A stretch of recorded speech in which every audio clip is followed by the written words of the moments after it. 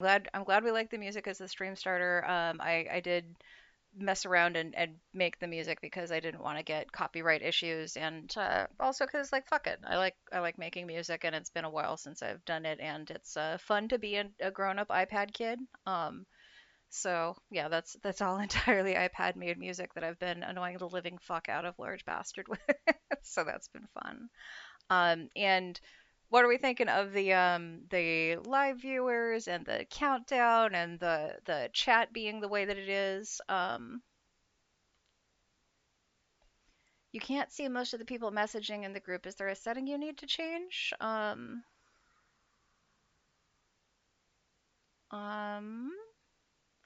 I don't know. Let's see. I've got one, two. I'm seeing like one, two, three, four, five,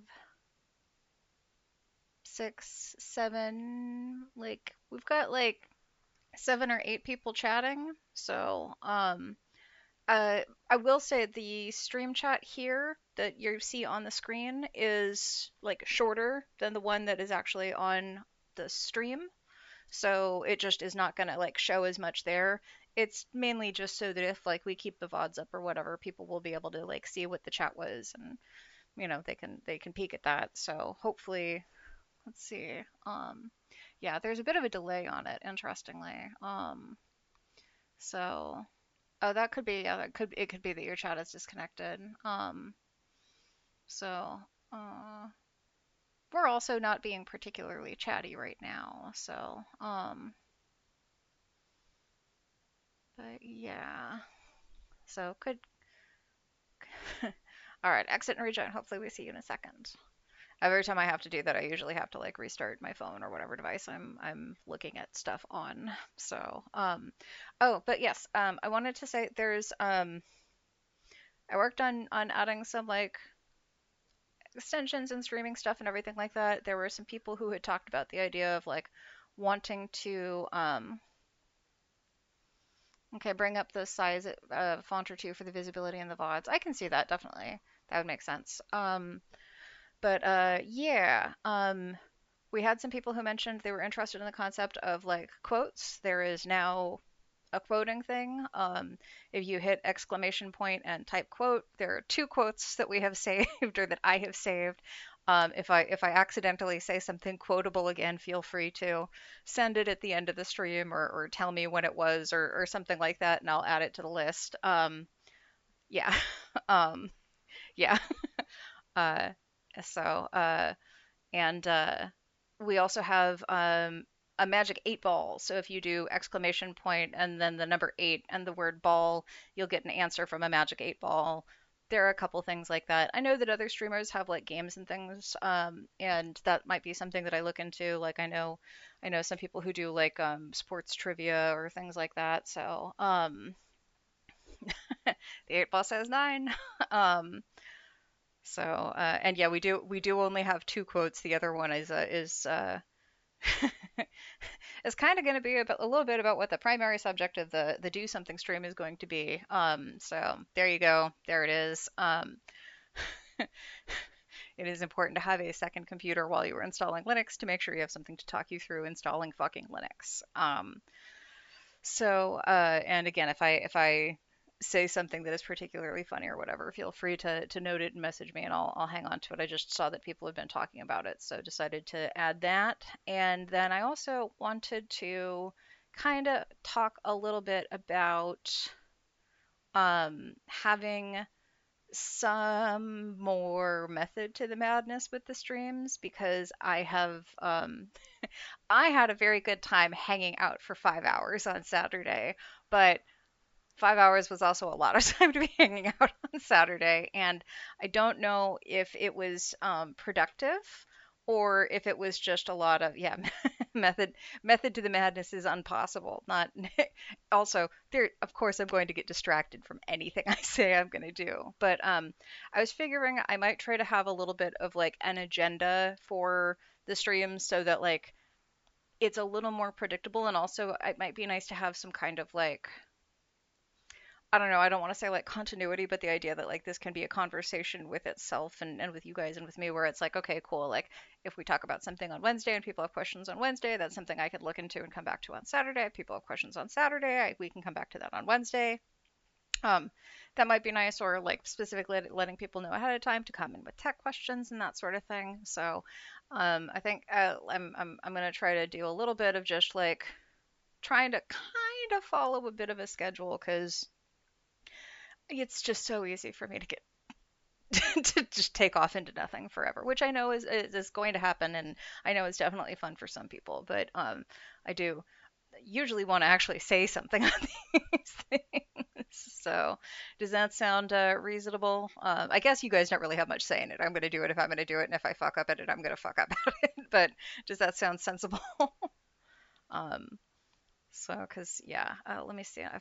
I've also got some notes for myself here just to make sure that I'm saying things. Okay, so yeah, and of course, like obviously, we do have a bot now because I added stream elements to the stream to hopefully make things make a little sense. Oh, I also updated on Twitch in the about. I updated the thank you for whoever it was who pointed it out. I'm sorry, I can't remember, but I did make sure that both of the YouTube channels are live, not just the edited videos. And I added a panel that will show our streams uh, emotes when I add more. Yeah, laying down tracks to derail from occasionally. There we go. That's a really good way of putting it. So uh, person who did the timer. Oh yeah, that was. uh yes. That was that Fluffy? Um, or was that on Saturday with the, hey, ADHD time blindness check? I'm wondering if that's something that I can actually like make the bot do. To just like every hour say like it's been an hour and then like give a piece of trivia or something like that. So that might be worthwhile to investigate. Because, I also imagine that people would get invested enough in having a conversation that they might forget the time themselves. So, but yes, that was really useful. I'm gonna add that. I'm gonna see if I can get the bot to do a yeah, there it's got to be a function. So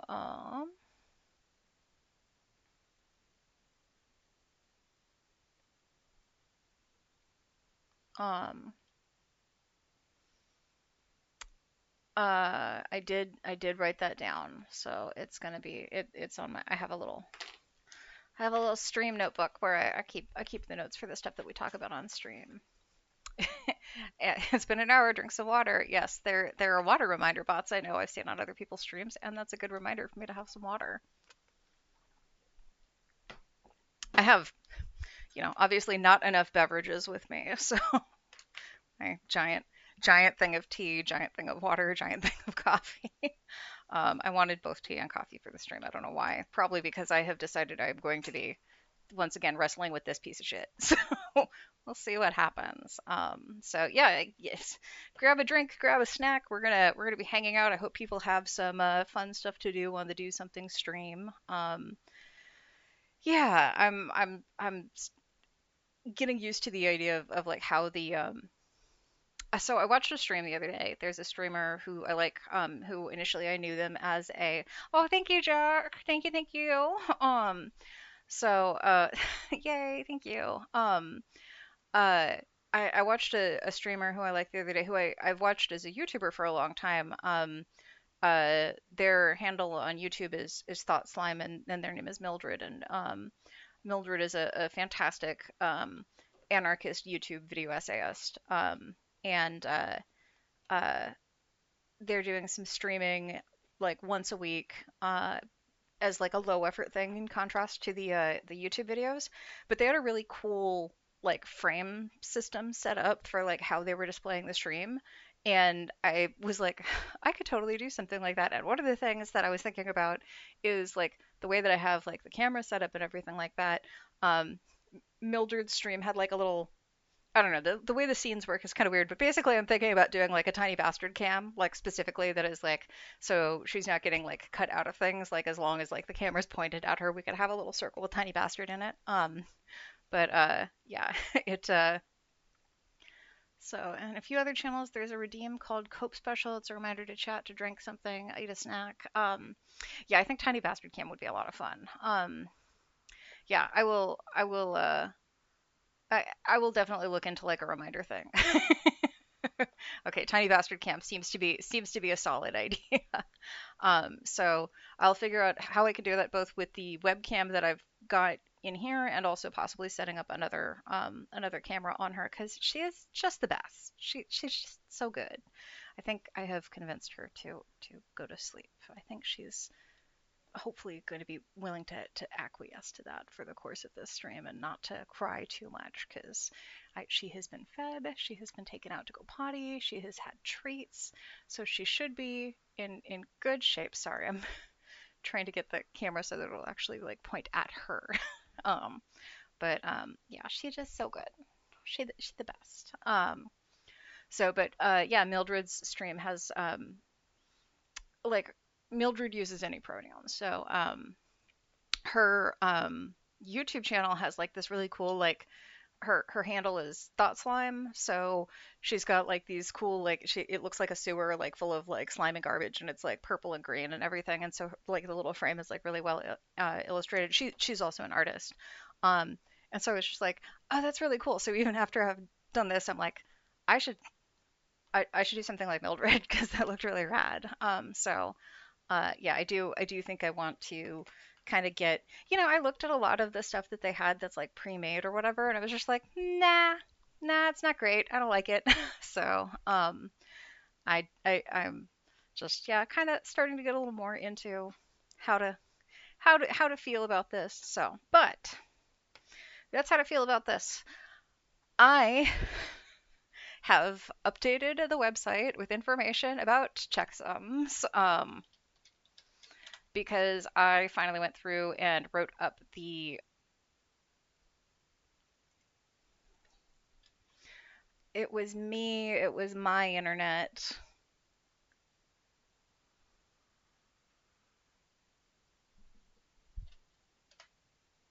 Okay, looks like I'm also back.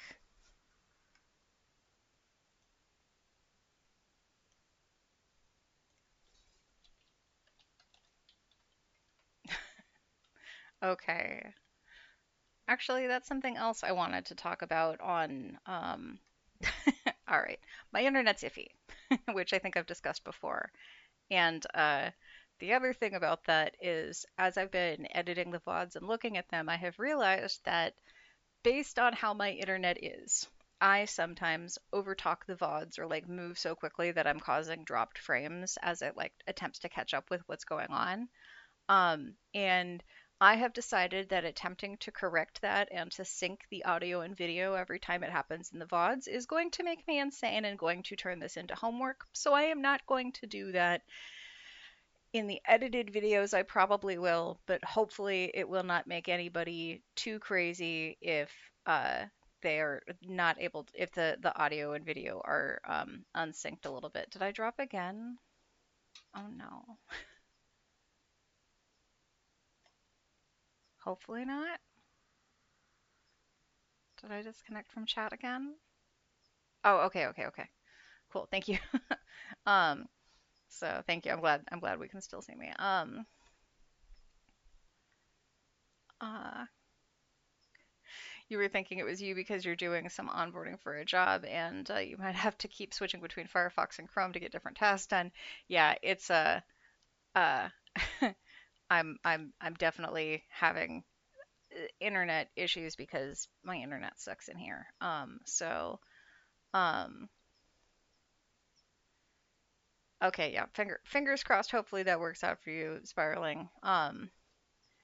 But yeah, no, I I had pasted a link and sent it, and that it was just like nothing. So, but yes, so heads up, if you are looking at the VODs in the future on the YouTube channel, I'm not going to be fixing the audio and video desync in the VODs. In the edited videos, I will make an effort for that. But it's too much effort if I'm doing it for a 5 hour VOD. But also, um, so back to this, back to what I got going on my screen here. I did drop the link in the chat a little bit ago, and I think it's live. So, or I think it's in the chat. Yeah, too much for the VOD. Definitely okay for a video, too much for the VOD. But yeah, so I went and I actually documented the process that I have attempted to document that I like was having trouble reading when I went through and was doing the check the other day when I was checking the checksum. So I've written it in a way that like makes sense to me and yep, it should. Thankfully, I will say I tend to be pretty good about including keywords in both the articles and the titles. So searching things like that on the site does usually return a good result. So if that if there's anything about that that doesn't make sense, please let me know because I sometimes can't tell if things that make sense to me make sense to other people. But that is now documented there for anybody who might need it in the future. And I have a freshly reinstalled little naked USB, and I have this thing, which is so hot. It is so hot on the bottom right now. Um, and I had to sorry, the bot just woke up again. So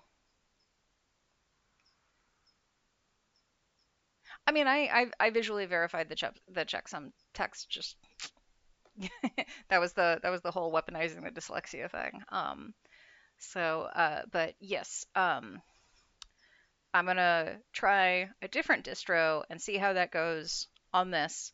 We are going with Mint instead of Ubuntu Studio. We'll see how it goes because basically at this point what I'm trying to figure out is the computer hardware failing, is the distro failing, is the drive failing, like trying to isolate that by which thing fucks up with a different install. So, yeah, it's, I mean, if I can, we saw a little bit of on screen. If I can get the sum next to the sum, then I can see it no problem because it's just like, because the way I was taught to read because of my dyslexia, very, very easy.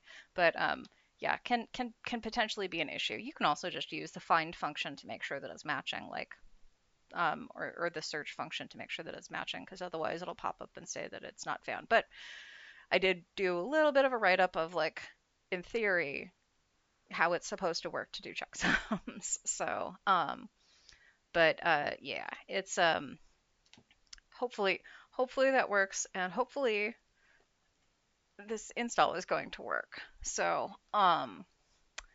let's see. I am gonna unplug it. It has been very fussy. Um, with the multiple attempted installs, and I'm going to move my keyboard under. Sorry, the magnets in this thing are actually really strong. So, all right, we have the BIOS screen up. It's too bright and glowy for you to see. Um, yeah. So Mint is a really accessible, like if you're familiar with Windows, I'm going to tilt this up a little bit so even tiny bastard might end up a little bit hidden. Oh no, she's okay there. Um, Mint is a really accessible distro. It's really easy to use. It is very comfortable for a lot of Windows users, and it's supposed to be welcoming to newbies who like are not, or not even to newbies, but it's just supposed to be welcome to people who like don't want to deal with having to fuck around with like setting up like driver compatibility issues or fixing driver compatibility issues. It's supposed to be pretty easy. It's, people talk about the fact that Linux is difficult for people because they want something that just works, and Linux frequently doesn't just work, as evidenced by my recent experience. Um, yeah, it's interesting. The live viewers thing is, we'll have to see what happens. I think the stream bot is being a little bit slow because it's uh like it connected to the chat later than everybody else too. So but yeah, I'm not sure. We'll have to experiment with it. There were like a couple of options for the stuff that I could like add to the stream, and that was one where it's like, oh, that would be handy because when I start the stream, sometimes I'm like, I don't know if anybody's there. Hi, what's going on? Which I will say is another advantage of doing the music ahead of time is that I can actually see people in the chat, and I'm like, okay, cool, so I'm not completely alone. um, so, but yeah, I'm gonna we are going to try again, and hopefully it is not going to drop us into the grub menu. But if it does, I now have more experience trying to figure out what the fuck is going on in the grub menu. So, let's see how this goes. And USB. Okay. And you can see it blinking. I still can't believe how that happened. So, all right, power off. You know what's funny too is the Windows, like when I was any of the times that I was trying to get Linux booting, it didn't get hot like this. It only does this when it's got Windows running on it, and I'm like, that just doesn't seem great, bud. So, which I mean, even the BIOS screen, just like, fuck, man. All right.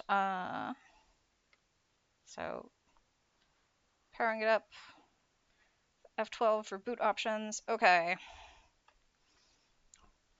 So the boot options are UEFI option, yeah, UEFI options, and I'm gonna go with, I don't know why there are two. I don't know why there are two USBs. We're gonna go with USB 1. We're just gonna see what happens. All right.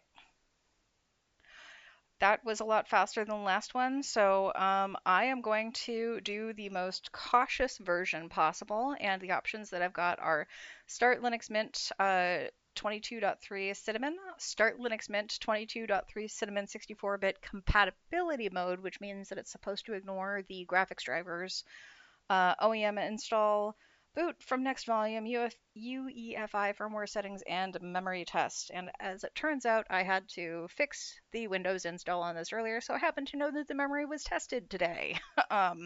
So the memory should be fine. So we're going to do compatibility mode and see how it behaves. And it is thinking about it. Oh, okay. Uh, Windows is hibernated, refused to mount. Disk contains unclean file system metadata kept in Windows cache, refused to mount, falling back to read-only mount because NTFS partition is an unsafe state. Please resume, shut down Windows fully. No hibernation or fast restarting. Could not mount read-write. Trying read-only. The disk contains an unclean file system.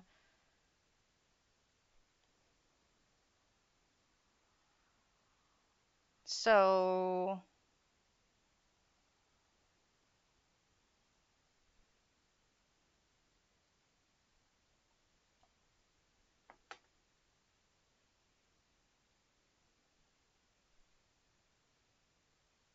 oh, fuck.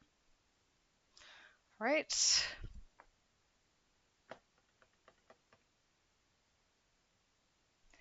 I'm gonna give it a sec and let it think about things because sometimes it pays to let it think about things. So, let's see here. Hello, Classic Carry On.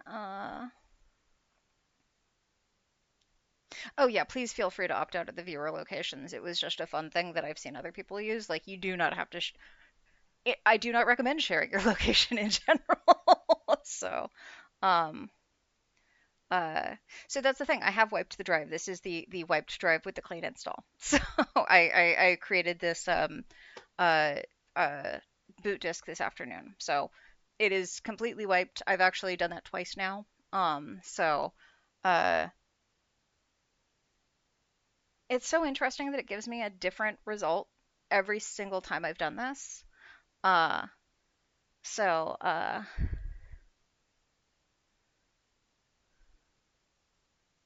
see, catching up on chat. Oh hey, the viewer count changed. It's yeah, I don't know why the viewer count counts as it does. Did that move? Oh, okay.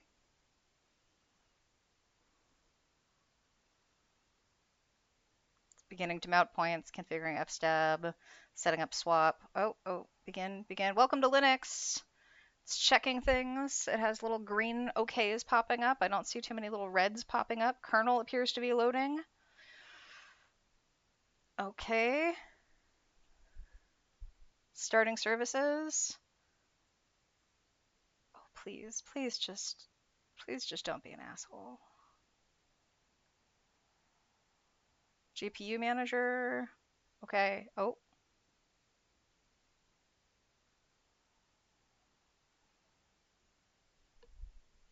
it's my fidget spinner. It's giving me anxiety.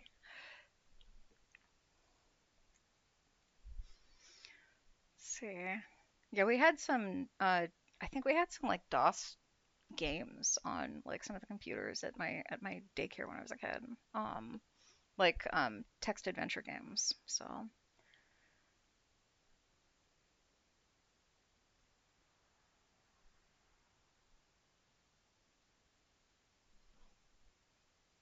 okay. Still waiting for. Okay. So this is the point last week cuz okay, again, it's so fucking weird. I did get it to come up with the like Ubuntu Studio screen and it failed at the point that I was inputting a username and password. Like it got right up to that point and then it like as soon as I started typing it failed and it's like I just don't know. I just don't know what it's doing. I don't know what it's thinking. Um,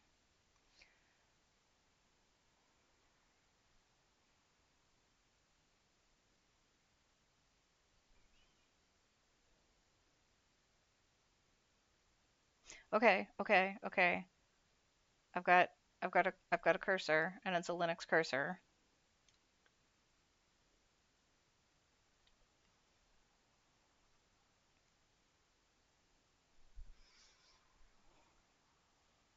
Come on, little buddy. You can do it.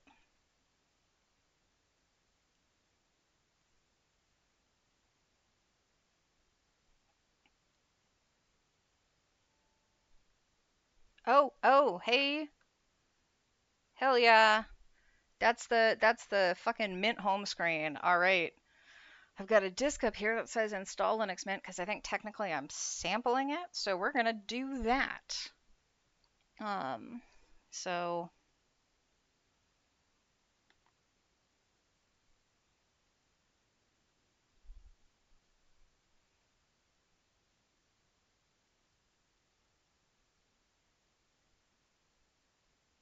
okay, I got a little spinny thing loading at the top. Okay, wait, no, what? Yeah. Please don't be an asshole. Please don't be an asshole. Please don't be an asshole. Also, note how much more pleasant this was than it was the other day.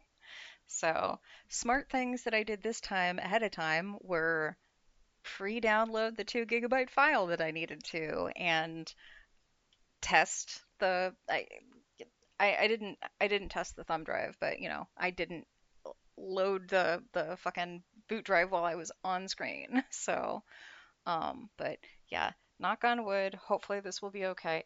I just want something that's gonna run OBS Studio and like maybe do some video editing, though I'm realizing like I don't know what kinds of I've been using a like 7-year-old copy of Adobe Premiere Pro or Premiere Elements to edit the videos and everything like that, and it's like that's just super easy because I know it. So, well, so here's the thing. Once this is finished, I'm still gonna hang out and chat about stuff. Okay. We're gonna configure this in English. We're gonna continue. So, okay, now that we're actually like walking through this step by step, this is the thing. Like, okay, so if you're, sorry, I didn't mean to hit my mic with that. Okay, so once I've selected install, it wants me to select the keyboard layout. I'm going to select English US. I can type to test it, but I don't want to. I've never been a good Dvorak user.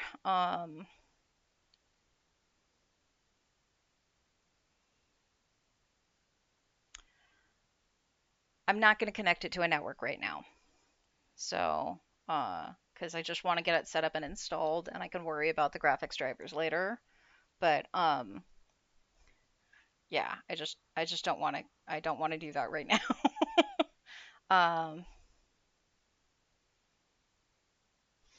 Okay, I am gonna install the oh, no, no, no, no, no. Please, please, please, please, please, please, please, please. Come on, buddy. You're okay. You're okay.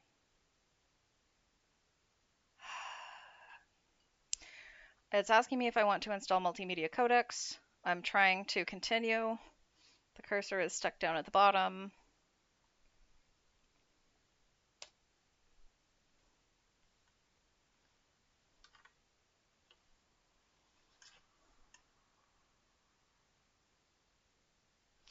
I don't know why it's frozen. So,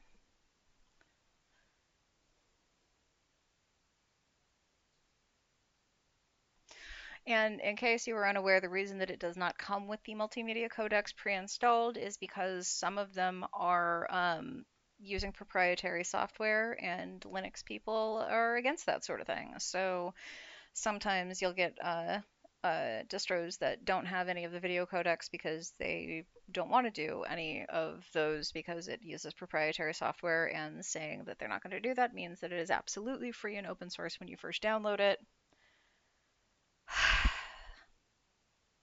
If this is where this eats shit, I'm going to be really irritated. And I'm wondering if this is a driver issue and if a USB mouse would fix this. Which means I'm wondering if I even have a USB mouse. I know that I've got a mouse like sitting here that is USB, but it's a gaming mouse that uses like USB-C to connect, so like I don't know that it would recognize that. So,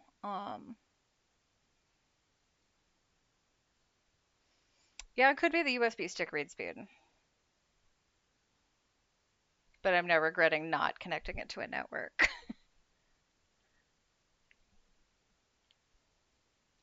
I'm gonna give it like another minute before I dig around for the mouse. Because it keeps thinking about things and then blinking, and then thinking about things and blinking.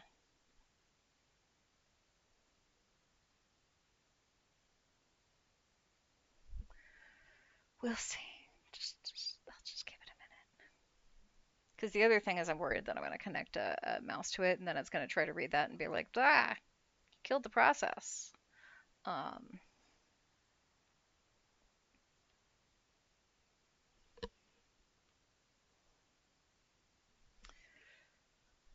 let's see if I can keep the blinking USB in the shot. I didn't really think about my setup for typing and installing this, like while showing it on stream. So I don't have quite enough titties to actually support the camera or the computer.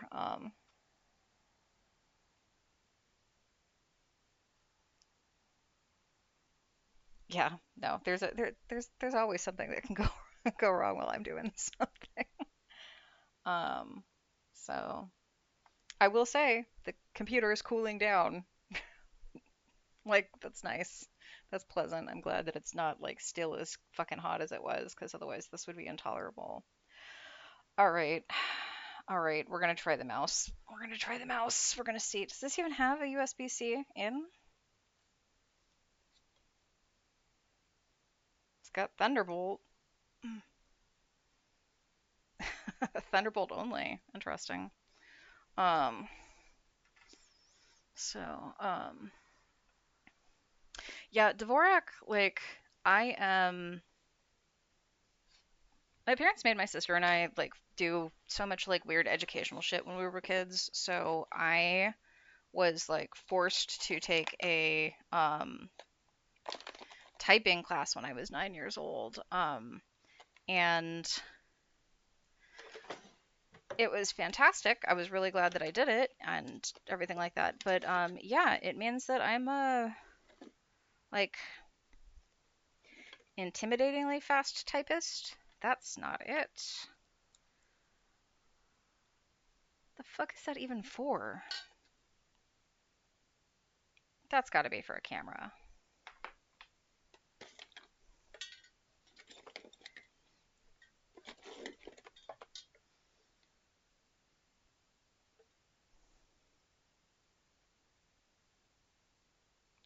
Pretty sure that's the wrong flavor of USB.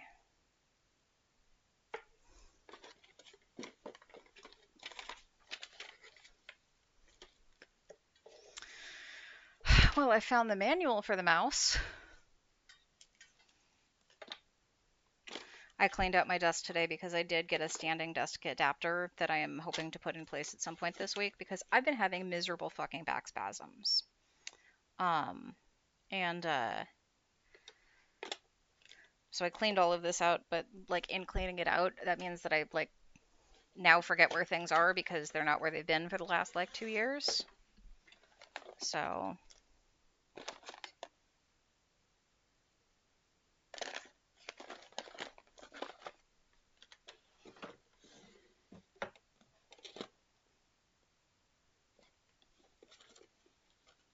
okay, no, that's not gonna connect.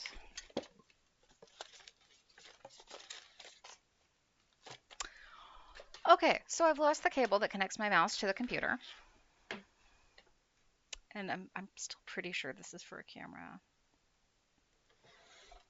I am going to the zoo tomorrow. I have to take time off of work because I continually run up against my time off limits.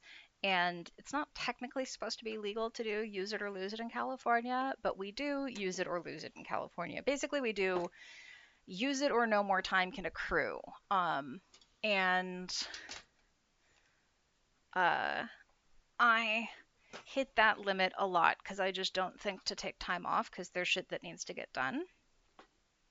But since I'm about to run into that time off, I am going to the zoo with a friend, and it's a zoo very specifically that is primarily monkeys. So we're going to see monkeys at the zoo, and I'm bringing my camera. And when I come back with my camera, I'm going to want to be able to download to whatever computer I'm using so that I can edit the photos that I'm going to take of monkeys tomorrow. So that should be fun. Okay. Because here's the mouse.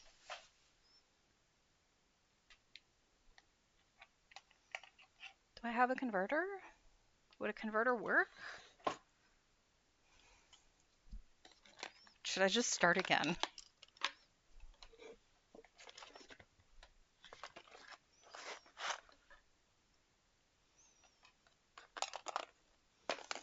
Okay, but yes, the camera cable needs to go back where the camera cable was. Hello, little bug. You know what she forgot earlier? She did not remember that I had a greenie in my pocket. Feets? Thank you. There we go. Feats is a command that we specifically gave her, or taught her, so that she could stand up so that we could give her treats when my back is feeling too bad for me to bend over. So I'm gonna let this think about what it's done for a second and catch up on the chat. So, um, yeah.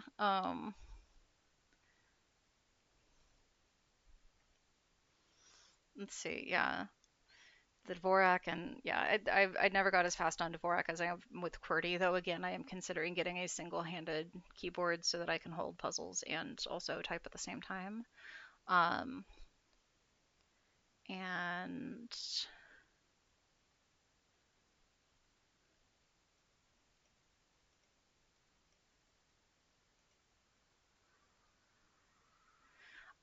so I have found that the USB Wi-Fi adapters are fantastic. I've found that they're really, really successful and work really well. So usually you can find some for around like $15 and they're really effective. So I should in fact probably get get one for my laptop just so I get better internet here.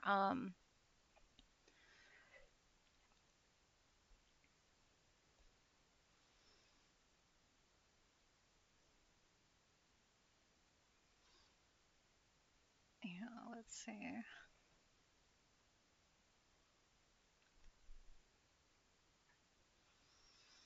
Yeah, the other thing is with the Wi-Fi card, if you've got the model of your computer, I did so much stuff when I was decommissioning the office that I think I've actually got two Wi-Fi cards in here. So if you've got the computer model, shoot it to me, and there's a very decent possibility that I've got a Wi-Fi card to send you. Um,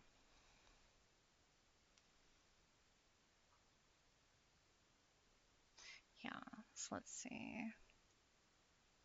Yeah, bitten by a monkey. Yeah, because you lived in South America, right? Oh, in Africa, okay.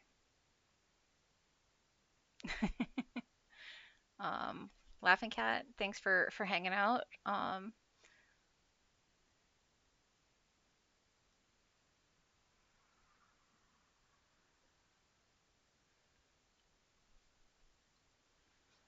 I'm glad that the monkey bite was not super serious. I am now curious about what the worst animal bite you've had was.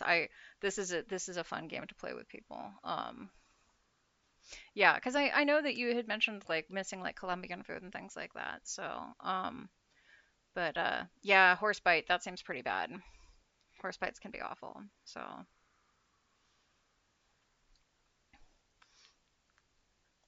on horses, it's the my neighbor had horses, and I was always so scared that you can hand the horse the sugar cubes, but like you don't want to curl your hands up because then the horse might chew on your fingers, think they're carrots. So I had to hold my fingers out as much as possible. So I was terrified of getting bit by the horse. So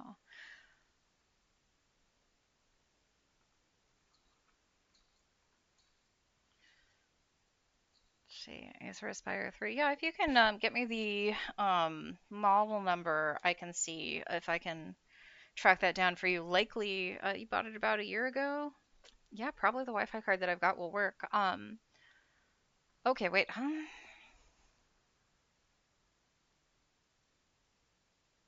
Okay. Pressing the power button has brought up much more of a menu than I had before. So I've got the option to cancel, suspend, restart, and shut down. I'm gonna go ahead and go with restart. See what that does, if it'll let me click it. Oh, oh, okay, okay. The system will reboot now, and it's bringing up a list of shit, so there we go. Ooh, docs and bytes, yes.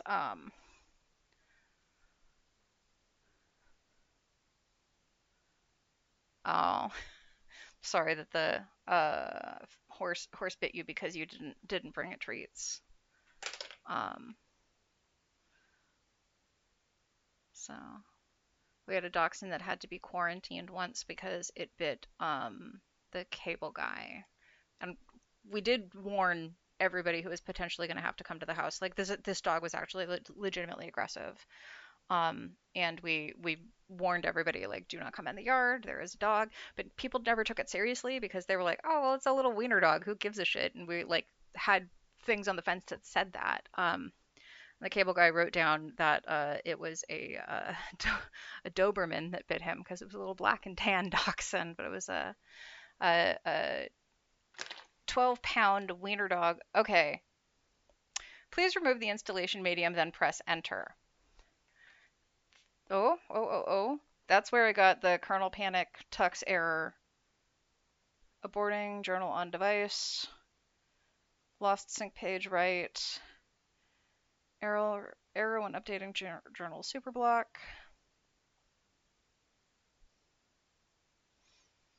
Do we want to see if I can recreate kernel panic? Um, so I didn't even know that earwigs bite. We have a like terrible time with earwigs in the house here. Okay,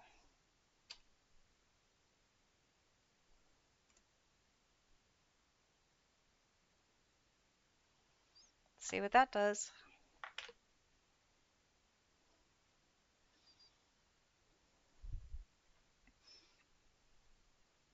Checking media presence. No media present.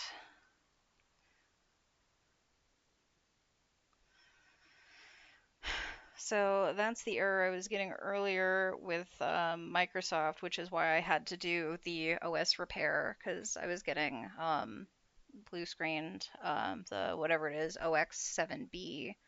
Um, So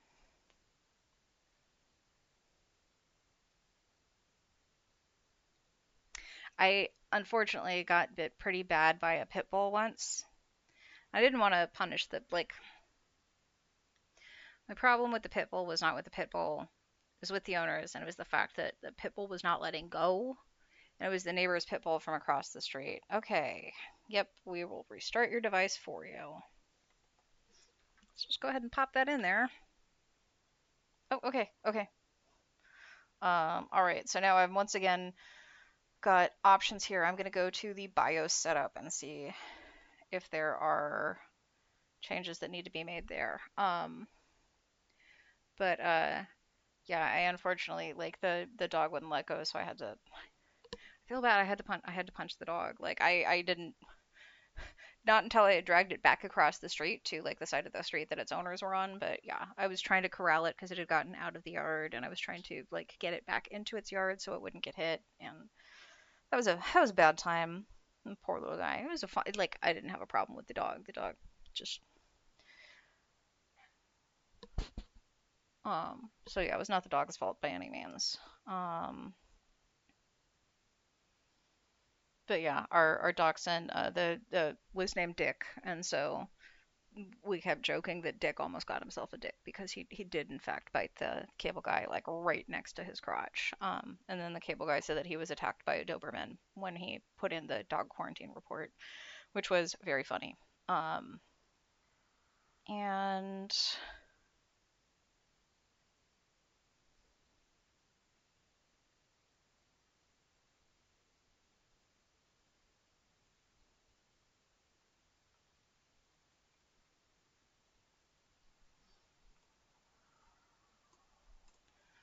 okay,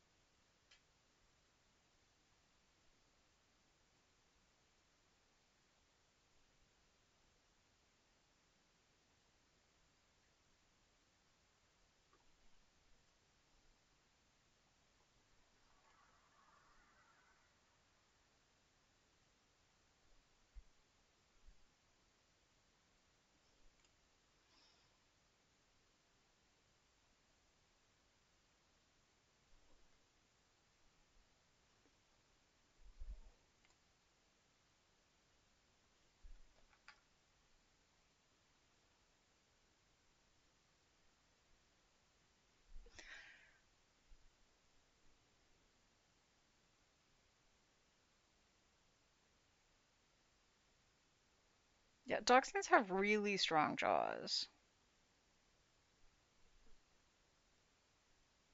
Okay.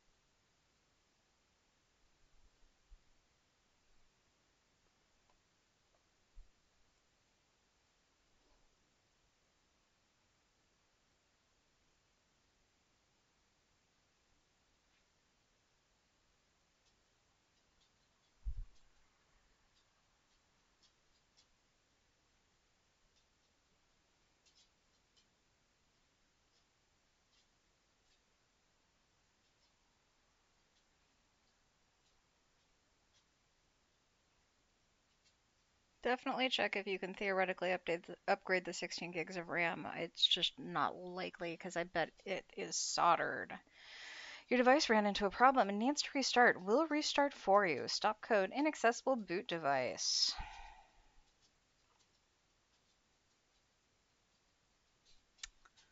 Um, they are badger hunters. That is also part of why Tiny Bastard is so murderous, is because she is part dachshund.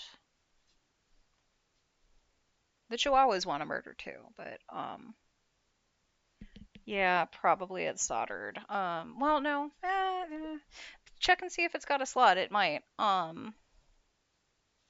Okay, so last time I did compatibility mode. I'm going to try compatibility mode again, but this time I'm going to connect it to the network, see if that does anything. I also have a ton of SSDs around the house, and it's like, you know what? I may just end up fucking replacing the SSD. Like, I don't even really know what I'm doing at this point. So, yeah, still back to the list of stuff. So, oh, hello. Hi, crybaby. It's not time for dinner. Um, uh, you can get a little ground static thing for working on computers. It's a good idea regardless, but especially if you're going to be replacing any of the interior components. Yeah, just get a little it's a little wire that you connect to something. So it's basically like you're not staticking anything causing problems. Hello. Do you do you need assistance? Are you a tiny animal? Come here, tiny animal. Hello. Ah, she's so little. Oh, hello. I know. I'm sorry. You don't want to hit the mic. I don't want you to hit the mic. Nobody wants you to hit the mic. That causes problems. I know. All right. So Linux is checking stuff and says that it's doing things. So we shall see. Um, So again, because my back has been giving me problems, I have been doing stuff in order to try to help with it. And one of the things that I did was I put together this chair that I'm sitting in, which, as it turns out, is not only wider than my last wide chair that I can cross my legs in, it also has arms. So Tiny Bastard can actually sit next to me in the chair. She doesn't always like to, but she can. Hello? Yeah, you can sit down. It's all right. You're safe. Yeah. I have thought about putting a Tiny Bastard bed next to me, but I just really don't know if she would be a fan of that concept. So, yeah, Max is out at 16. Oh, hello, there you go, perfect. Um, oh, interesting that it still zapped it. She is such a good girl. So, okay, we have gone back to a black screen, and I am again waiting for a cursor to come up. Um, so, but yes, she wants to do the snuggles. Um, but yeah, I know I mentioned that I had a really weird school with a really weird oceanography class, and the worst bites that I've gotten from animals both came from the oceanography class. The pit bull bite was unpleasant, very, very unpleasant. Lots of bruising, lots of damage. But I got bit by a moray eel, and I got bit by a shark. Those were not ideal. So,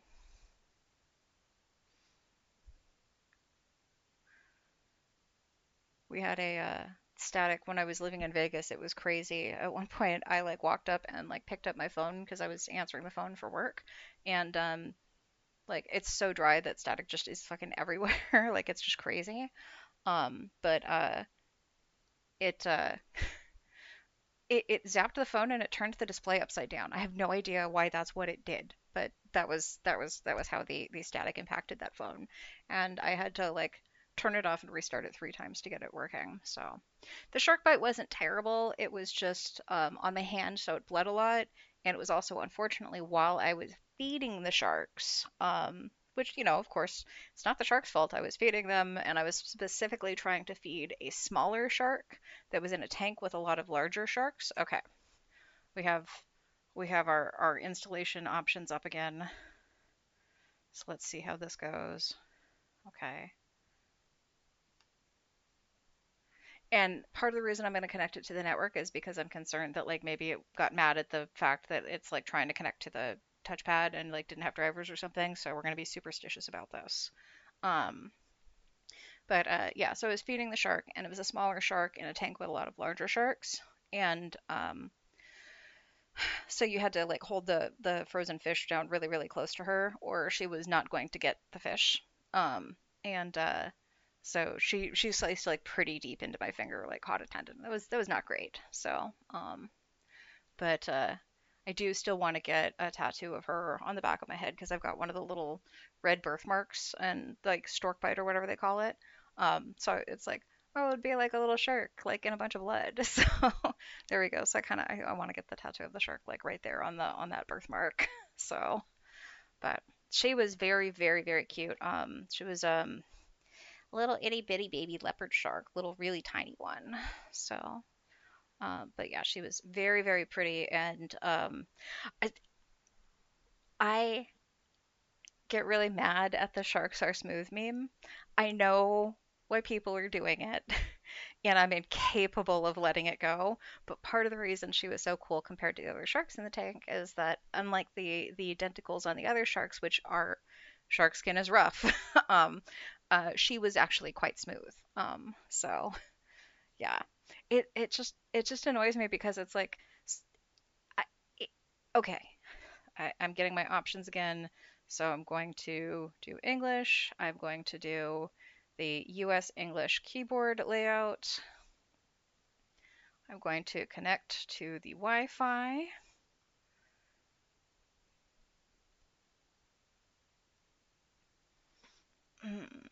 Password is.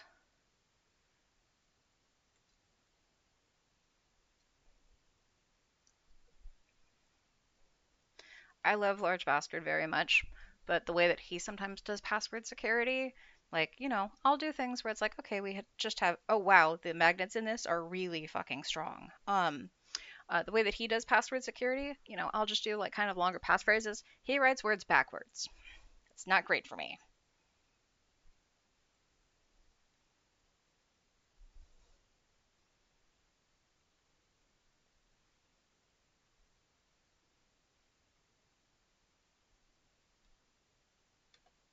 Connect. Forbearing Ubuntu drivers. Continue.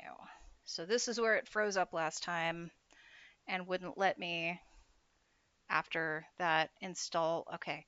Ah, and it's not moving. Okay. So I'm going to let it sit. I'm going to let it sit. I'm just going to let it sit. Uh, yeah, most animals like never really want to bite you. Oh, I've been bit by like three black widows. Maybe, no, it's three black widows, yeah. Lots of brown widows. They never want to bite you. They never ever want to bite you. I wouldn't say I was being stupid necessarily. It was just I didn't know that they were there. Um, and it's unfortunate because they're spiders, but like those were pretty unpleasant bites.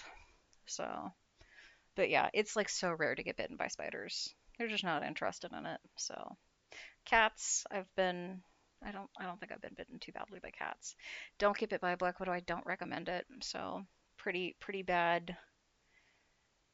Um, oh, you almost stepped on what you believe was a bull snake last summer and backpedaled so fast when it opened its mouth at you. Yeah, that's not great. Part of the reason that we like didn't Large Bastard was very skeptical of the idea of getting Tiny Bastard, who, by the way, has decided to settle in here. Who I will angle the camera because I can't back too far away. But part of the reason Large Bastard was skeptical of getting Tiny Bastard was because the one dog he ever got bit by was a Chihuahua, and he actually has a scar from it on his face. So, um, but yeah, no, I mean like spiders. Unfortunately, that's one of the more common ways that they get bit is because people lay down on them or roll over on them or something like that. It's like they just don't know who and what we are, and it confuses them, and they don't want to be there. And so your approach of attempting to move them out of the space where you're going to be is the correct one to protect both you and them. So, ooh, yeah, almost stepping on a cottonmouth, not so good. So, it moved. I'm gonna install the multimedia code. I don't know why I'm whispering. It probably can't hear me. Um,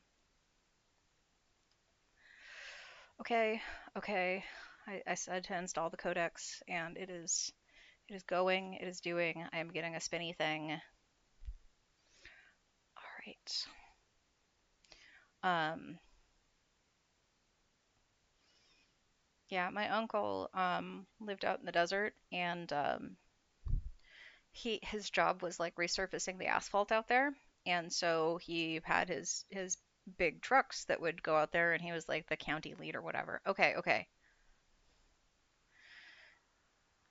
This computer currently has Windows Boot Manager on it. What would you like to do? Install Linux Mint alongside Windows Boot Manager. Erase the disk and install Linux Mint. No advanced features or something else. You can resize the partitions yourself. I'm going to erase the disk and install Linux Mint with no advanced features selected, and I'm going to hit install now. So I will show this to the camera in case this is the last point before failure again. It's still probably too bright to see. Um, but yeah, so my uncle would be out in the desert, and he would have his truck parked out on the asphalt, and it would be nice and cool and shady out in the desert. So I don't need it for a video. I've got another, like, much more reasonable computer I'll be installing Mint on. Okay, if you continue, the changes listed below will be written to the disks. Otherwise, you'll be able to make further changes. Warning, this will destroy all data on any partitions. That's fine. Continue. All right, okay, where am I? Good question. Los Angeles. Okay. Hmm. What did I write down? What's the password that I was going to use for this? Okay.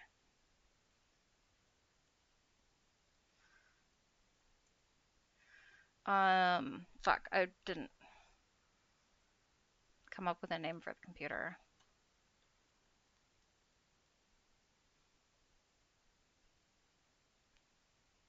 Yeah. My computer's name is not going to be my name. And I usually use characters from fictional books. I'm just going to name it Batman.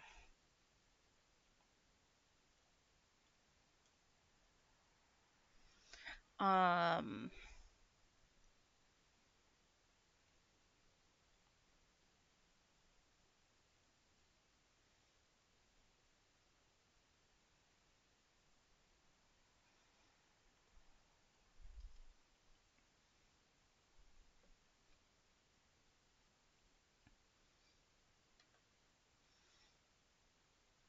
Copying files. Welcome and thank you for choosing Linux Mint. This slideshow will show you around while the system is being installed on your computer. I don't want to stress you out, little guy. You can just chill there. I don't need to worry about a slideshow. I'm clicking through the slideshow. Okay, it's telling me I can browse the web, listen to music, watch movies and videos, manage your photos, stay connected, be productive, install software, run Windows software. Okay, I actually install Wine and run Windows software. Okay, cool, cool. Um, Customize your desktop, keep your system up to date, find help. Yeah, now it's paused on find help. It has decided I definitely need help. Um, I'm glad they think I'm cool. Hi, hi, hi. Appreciate it. But oh yeah, long story short, my uncle and the truck and the snake. Basically it got to the point where like the snakes were coming to sleep under his truck so much that like he had to start keeping a shovel in there so that if they like started striking him, he could either move them away or unfortunately sometimes little bit cutting. So at the same time, I did learn how to make rattlesnake chili as a result of that. So, um, but yeah, I'm concerned about the large predators here. Like we do actually like I talked a little bit about the coyotes. Well, I talked a lot about the coyotes the other day, but like the cougars are the ones that I really worry about, and we do have them here. So okay, I do like that it has paused on find help. Um,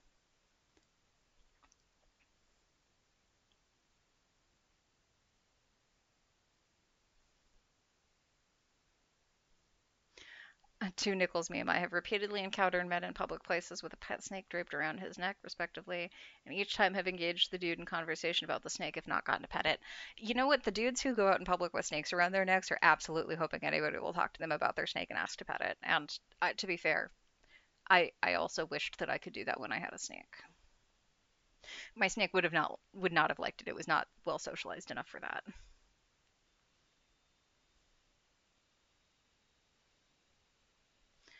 Yeah, fortunately, we top out at the coyotes. We also, in theory, get black bears, but black bears don't like to fuck with people so much. We have a lot of, not my local part of the woods, but like part of the woods like 15 miles away.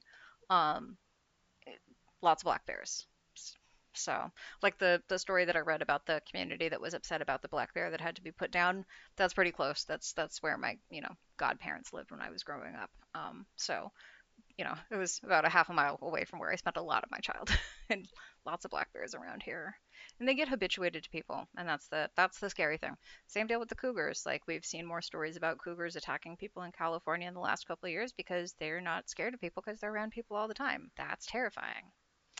I have never seen a bobcat here other than at a very specific wildlife sanctuary where they said that the bobcat had been injured in the canyon where the raptor sanctuary was, but I have not seen them in any of the wilderness areas around here.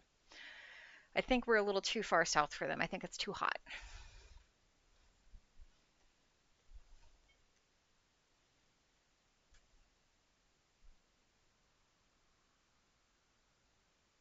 Yeah, no, that's a thing that Argumate says all the time that it's weird that Australia is the country that everyone worries about when the U.S. has bears and big cats.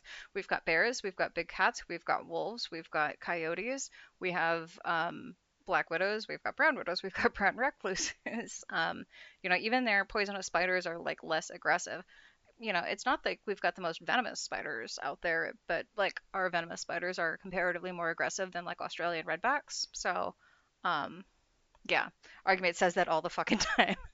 So I think actually in response to that at one point, um, like we'd been talking about it, and it so happened that that day, like my friend had sent me a picture of a black bear that they had encountered on a hike, and so I was like, oh hey, by the way, here. So bison, yes, elk, yeah.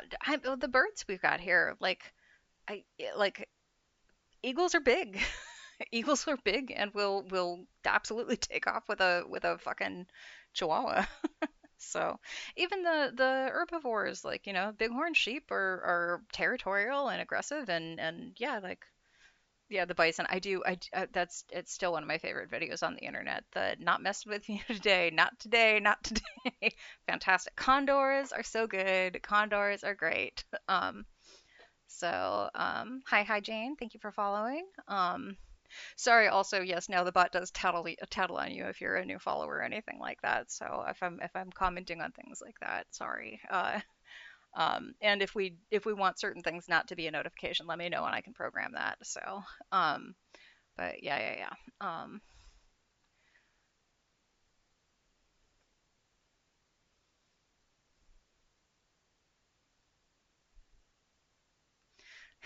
My Japanese professor in college loved trolling anyone and everyone and said he'd brought Japanese tourists to bison reserves where the animals would just come poke their heads into the bus everyone was on just to see the panic in their eyes.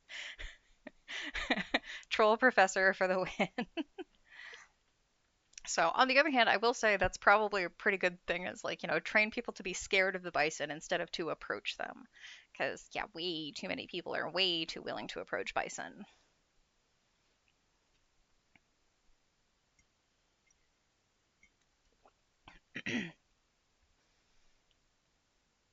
Okay, it's installing stuff, but it's doing something. The screen's jittering a little bit. Yes, yes, pelican mouth. The people are way too willing to approach animals in the wild. Yeah, yeah. Anthropomorphization is rough, and it's like if not friend, then why friend shaped? We are perhaps too willing to pack bond with the bears.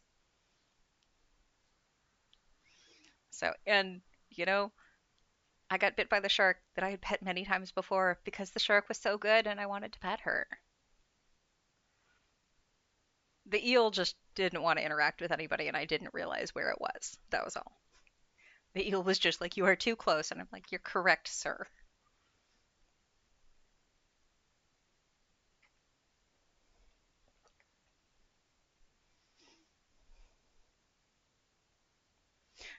I will say that installation is finished. You can continue testing Linux Mint now, but until you restart your computer, any changes you make or documents you save will not be preserved.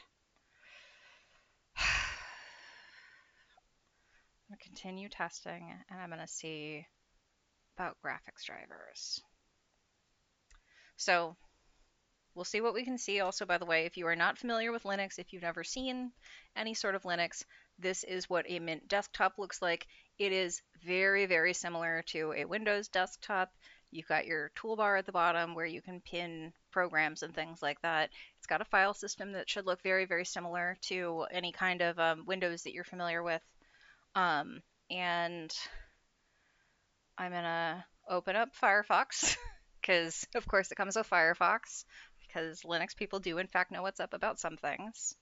Um, so, because this has installed, I suspect what was going on was something about um, what did I just do? Okay.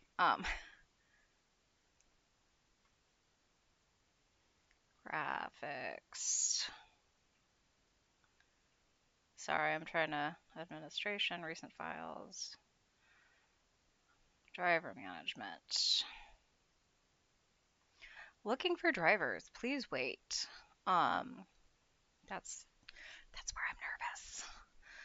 Yeah, I suspect it was something where the drivers were not playing nice with the other operating system. Also, I've got this stainless steel bracelet that I wear that's like one of the chains that I have here. It keeps getting like I keep being like, why is my wrist like kind of stuck? And it's because it's kind of stuck to the magnets that keep this closed. So Linux people do in fact know what's up about some things. I can add that to the quotes. Okay, so driver manager, additional and proprietary drivers. Here's one thing where Linux people do not know what's up.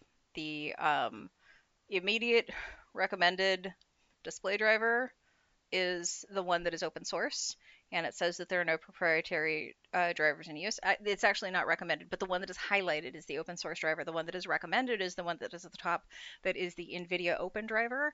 And this is one of those things where it does in fact pay to sometimes click on things that have closed source software. It is going to work best using the NVIDIA driver. That is what I am going to select. Um, so apply changes. Um, Ooh, that is bad news. I am sorry that your Parmesan was found to be moldy after putting it on the pasta. Linux has improved a lot. There are a lot of versions of it that are. It depends. So this is the second time I am installing Linux on stream. The first time was an abject failure. It was the same computer. It was the same boot disk that I was using. It was a different distro, and apparently it did just not want to play nice with the hardware. Um, Sometimes you get more lucky than others. Some distros are a little more difficult to wrestle with. Sometimes there's just a weird setting that doesn't get along. But Mint is the distro that I'm installing on this right now, and Mint is one of the ones that just works for most people the way that a lot of Linux didn't used to. There are definitely still possibilities that like an update can kind of throw things into chaos, but if you're using it to browse the internet and do some, light computering, I think that it's perfectly fine. My spouse uses Linux to keep his 15-year-old gaming rig running, and he games on it and is perfectly happy with it. I think he's actually even using Mint for it. But and he also uses Mint on like two or three of his laptops, and uses an older, more lightweight distro for building out um, radio installation machines. So it just depends. I would say that Linux is for the most part something that I understand why the average standard computer user who doesn't use computers very frequently is not interested in putting the effort into installing it like this. Um, but if you are attempting to keep an older computer running, if you are looking to do something like purpose built, there are lots of good reasons to use Linux and lots of good distros that will work for it. I just like I am somebody who is perfectly happy with the idea of using Linux for its own sake because I fucking hate Microsoft and I fucking hate Apple. And I want to deny them any attention that I can give them. But I understand that most people are simply more comfortable on the operating systems they've been familiar with, and I think that's perfectly all right. But I also would like to, reduce e-waste and make sure that people are satisfied with the equipment that they've got and able to get as much life out of it as possible. Linux can absolutely help meet those ends. So,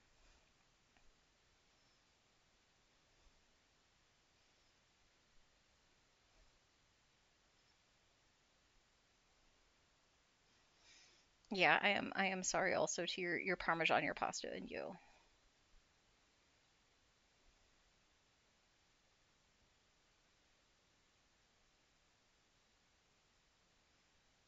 And yeah, Caustic Carry-On has a really good point that Linux gives you a lot more control in terms of whether or not you are going to allow an update to happen or anything like that.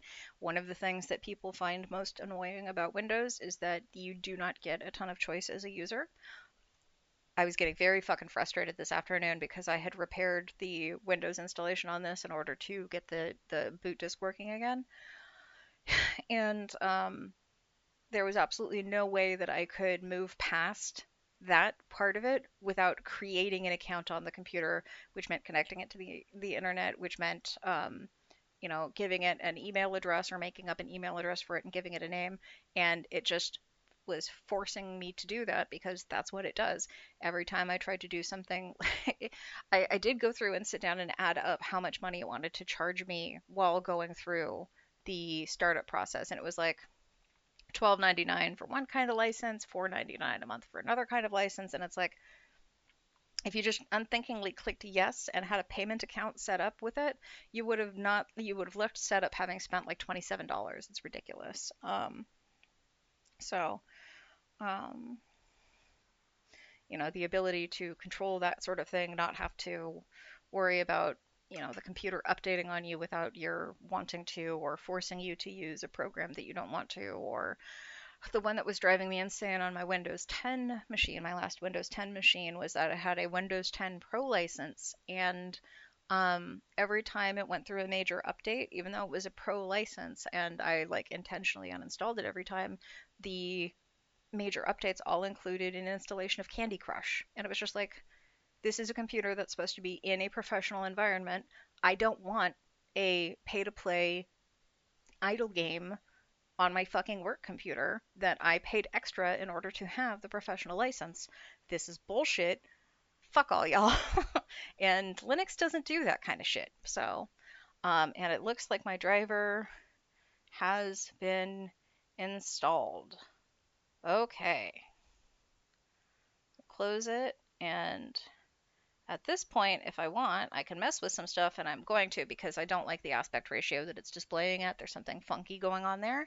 But I do have Linux installed on this machine. Hooray! It is up and running. That's delightful. Ugh. Yeah, I have to change the direction that I hate the track. This is, you know what? This is one of those things that I think is an age thing. Like, you can tell you're old when I hate it when the trackpad does the reverse inertial scroll.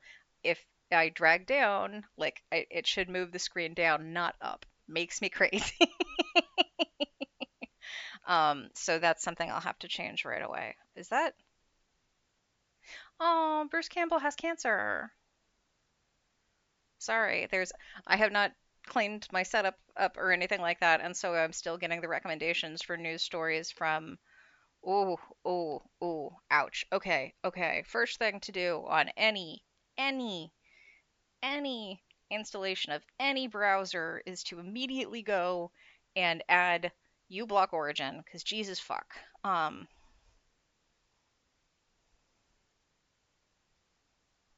uh, because the very first thing that I did was click on a story, and the very first thing that the browser did was give me three pop-ups. So uBlock Origin.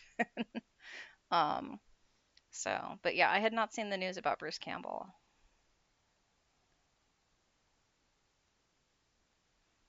Okay, add to Firefox. So yes. No.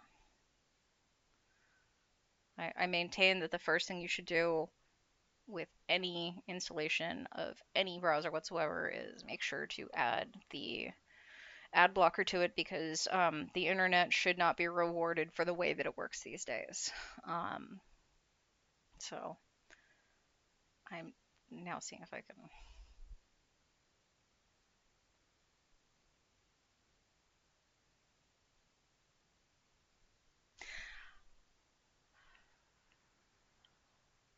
Okay, okay. Here's what I just did. I installed Linux on a relatively older computer. I opened up Firefox. Because I had not set Firefox to my normal standards, it had recommended stories, which Firefox does, and that's fine. I clicked on a story from USA Today. USA Today popped a bunch of things that I didn't want up, so I went and added uBlock Origin. I came back and I clicked on the story to read more. And what came up? I was on a news website and I clicked on a story to read more on the news website, to read what was below the little faded line. And what came up was an AI overview of the story. The story can't be more than 500 fucking words. I don't need an AI overview of the story that I just clicked on wanting to read more. So I don't know what button I accidentally clicked. And I'm going to try to see, and there's a possibility that I just clicked the wrong fucking thing because I still haven't fixed the direction of the scroll. But like that's insane. Okay, yeah, all right.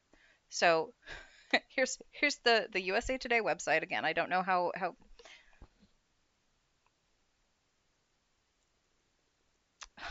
Okay, so it doesn't. What if I do function? Okay, it doesn't recognize the commands to reduce the brightness of the screen. But anyway, USA Today website. Sorry, that's not very bright. Or too bright to actually see what's going on. Trying to see if I can change the angle without dropping the computer on Tiny Bastard. Um, but yeah. So okay, there's the fucking headline. There's media that thankfully is not playing. So and then AI overview is the first thing that comes up about this. So I clicked full summary thinking that it said full story. And then you have to scroll down from the AI summary to actually read the full story. So,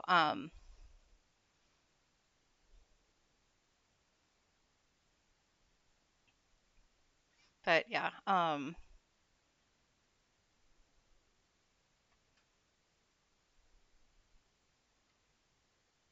sorry, I still have to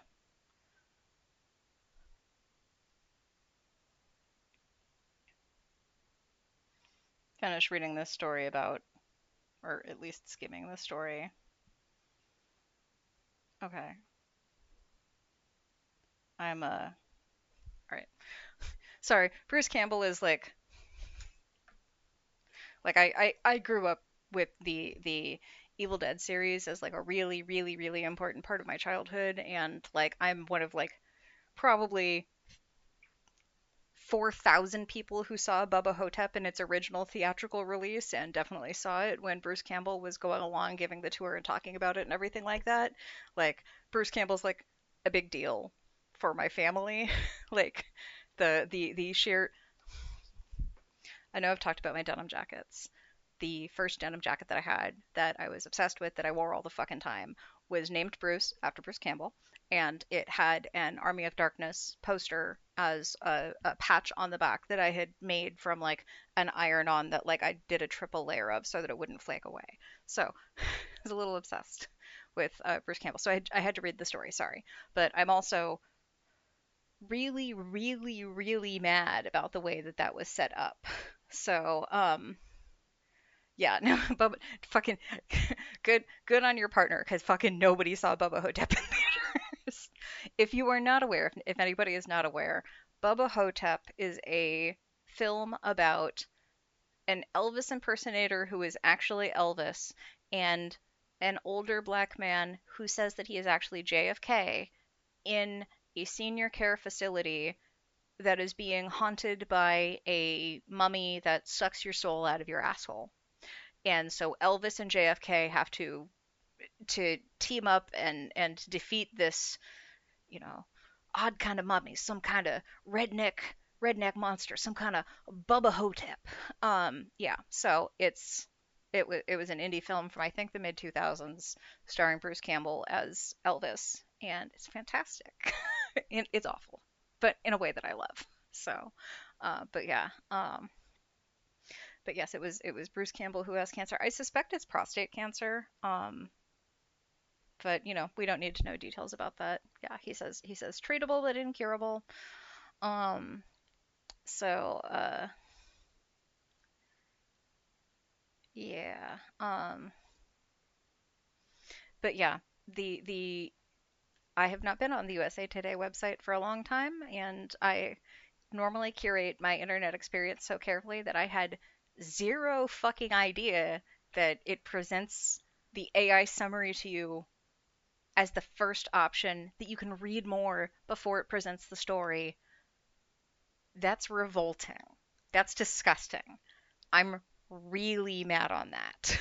um, or mad about that. But yeah, no, Bixby, that's the deal. Based on his age and the likely possession of a prostate, it's probably prostate cancer. It seems like that's just inevitable if you have a prostate and live long enough to have it do that. um, so hello. Um, she's licking her feet. She's still just chilling. Um, and by the way, in case anybody is unaware of it, Firefox does now have the update where if you've updated recently, if you go under settings, there is an option for AI settings, and there is an option to immediately turn off all AI. None of it is enabled by default. None of the AI in Firefox is enabled by default, but there is now an option where you can one click block all future AI updates because people were asking for that and Firefox responded. You do, I think, still need to make sure that if you are looking for your search options, I forget what the name of the AI tool they have, Relativity or something like that. There's some kind of AI tool that they have that you can use. You chat with a bot instead of searching. I can't. The only reason people would need bots to search is because search has gotten so bad, and search has not gotten bad because like search has gotten bad. Search has gotten bad because it's been intentionally fucked by the people who make it. So, um, I doubt it has people stay longer on the page. Okay, so again, the issue, having come at this from a journalistic perspective of somebody who has worked in journalism, people are fucking awful at reading the story regardless. The idea that you're doing something like an AI summary to get people to read less of your story is just frankly incomprehensible to me. That is, I'm trying to imagine the editorial meeting where somebody suggested that. Like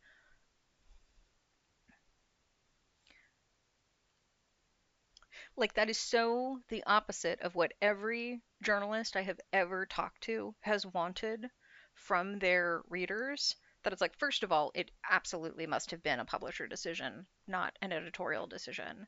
And second, like, it's probably not making them any fucking money. So,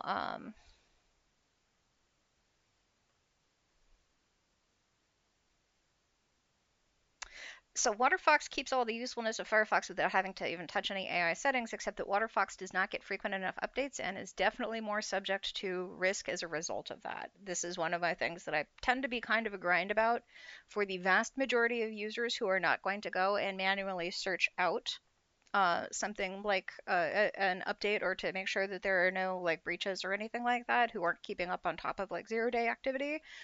It is definitely better to just install vanilla Firefox than it is to install WaterFox, or LunaBear or EarthCat or any of the million derivations of it. If you're somebody who is going to go manually add the updates on your own, it's perfectly reasonable to do so. But at the same time, I'm also perfectly happy just like, yeah, changing the settings because, like using Linux, I figure computing is something you have to tweak and play with a little. So, but yeah, I am glad that the aquarium lights are helping you to keep track of the time. So, yeah, take care. So, and yeah, it is nice that you no longer have to use the about config to fuck with those settings. That there's now just one way to do that, and I'm glad that they were responsive about that.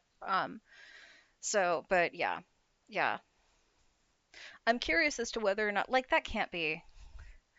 I'm okay. Let's test. Let's go to the USA Today page on my nightly install. I'm gonna close this down because nightly I did definitely change the setting so that it doesn't have the AI stuff enabled. Oh hey, since Linux is installed, I'm not going to tempt fate and attempt to install anything else on this little thumb drive right now. So we're gonna go ahead and rip that out.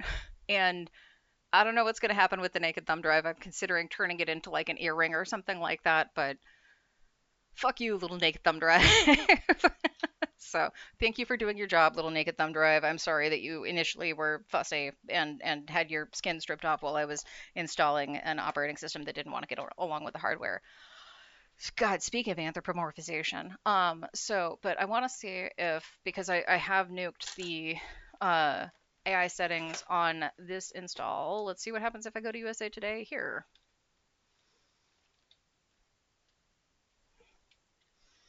It's got to be usatoday.com, right?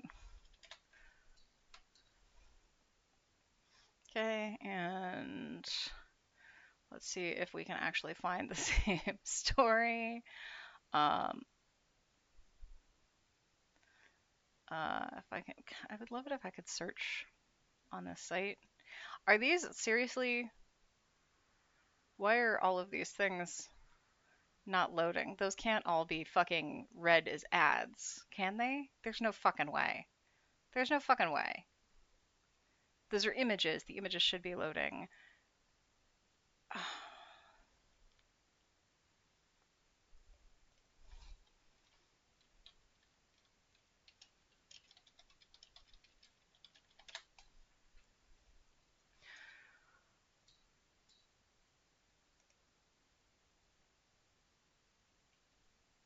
Okay, so it may be that I just hadn't nuked that because it's not showing up on my nightly install. It was only showing up on the absolutely brand new fresh Firefox install. Fascinating.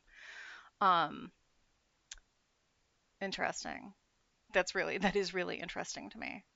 This is also like one of those things where I ended up being protected by a lot of stuff because of like the food allergies. Like I don't normally go to fast food restaurants, so a while back when I drove through Carl's Jr. with Large Bastard, and it was an AI voice asking us if it could take our order, and it was like, that's like the last job in the world that I think we need less of. Like that's one of those things where it's like I think that, people, I think that customer service is one of those things that I want as few robots as possible handling.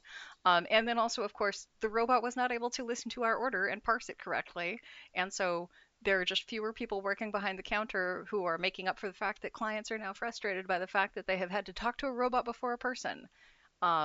That's bonkers. And like the thing that makes me crazy about this sort of stuff is it's like there's there's absolutely no reason to summarize a short news story because it's already short, and also literally the way that news stories are written is to have as much information as possible in the first two paragraphs, specifically because of the assumption that people will not read beyond those two first paragraphs. The first two paragraphs are the summary. But yeah, no, it's not going to understand anybody with a slight accent. And oh, it's flashing more than I would have preferred it to. But yeah, as somebody who has recently learned about the concept of cluttering as a speech disorder after having apparently had it for nearly 40 years, yeah, text to speech stuff doesn't tend to understand me very well. And the AI stuff does not tend to understand me very well. I can make it understand me if I speak very, very intentionally, but it's not great at that. I don't. Sorry, getting spam calls at all hours of the day. Um, so yeah, it's just really odd to me that like again, I am not as anti-AI as a lot of people are because I do think that first of all, like there are way too many things that are being lumped under that specifically because it's being marketed as AI when it's probably not AI.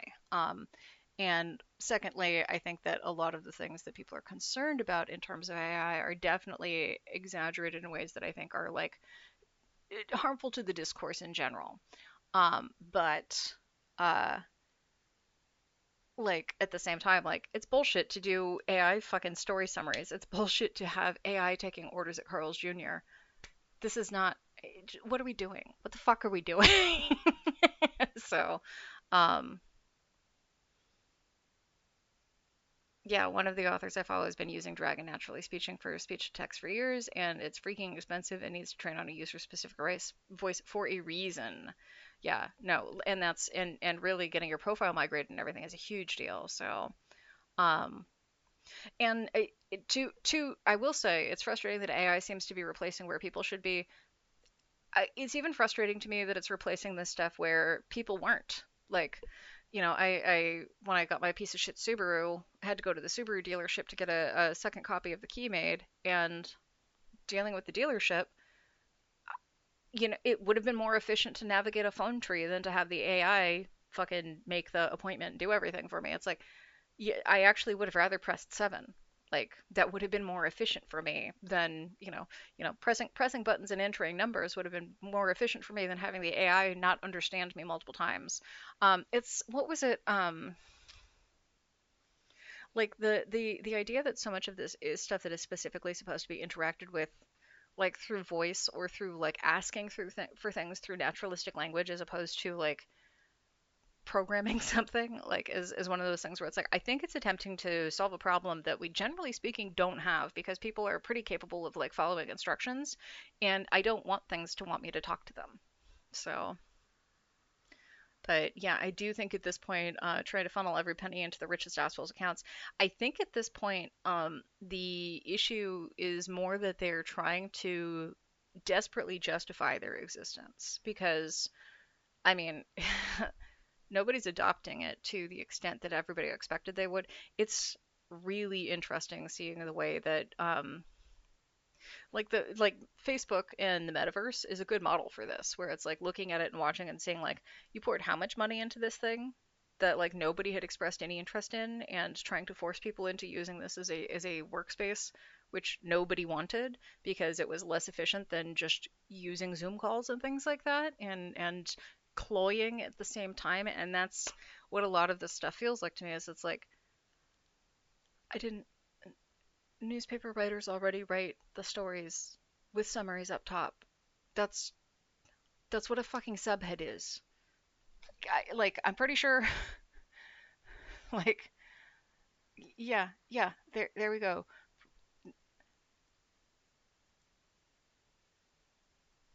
Yeah, the information that you really need, the actor, who he is, what he was in, the fact that he's got cancer, that he's not in at imminent risk, and that he's going to continue working, is all contained in like 3 sentences and the title. I did hear about Sora getting scrapped. I haven't read a lot about it. I suspect that there's some misreporting being done, or that the reporting is not comprehensive enough. I haven't actually like done a deep dive into it. I suspect that it's like being repurposed or that it's being depublicized because I think part of the deal with it was that it was uh, I think part of the deal with Sora was that people were supposed to be using it more like it, basically I think the deal is they went, ah fuck, we have to charge more for this for people who are going to use it. So I suspect that it's more like being sold for parts than fully shut down. It's just not going to be accessible cheaply. Um Sora is a AI video generator. I actually had a question for the chat if this is something that you would be interested in doing. I did it today, but I know that again people have very negative opinions about AI. Um, AMC theaters refused to show the short film that won a AI short film contest, which fine, I have no problem with AMC theaters refusing to do that. Hollywood is a really specific and interesting place where AI comes up. But I wanted to know if you all would be interested in watching that film with me. I watched it today. It's about 2.5 minutes. I don't think it's good. In fact, I think it's pretty bad. Um, and it won like some AI forward something. It's yeah, I don't think I want to watch it on stream because I just didn't fucking like it, and I don't think there's any like utility in watching it to just shit on it. But yeah, I do kind of want to just shit on it. Like it was an like a 2.5 minute AI short about a bear and a platypus living in a spaceship, and various people like other animals came to the spaceship to either give them tickets for doing something or another because they were like police or to extort them because they were like mob enforcers or something like that, until a delivery driver who was a turkey showed up and they cooked and ate the turkey because they had been running out of money because they'd been doing other stuff. So the turkey delivery driver got eaten and all of his deliveries got put in their fridge. And I'm just trying to think like first of all, what would that look like as an actual like animated short? Like would you I can definitely see where people might make something like that. But like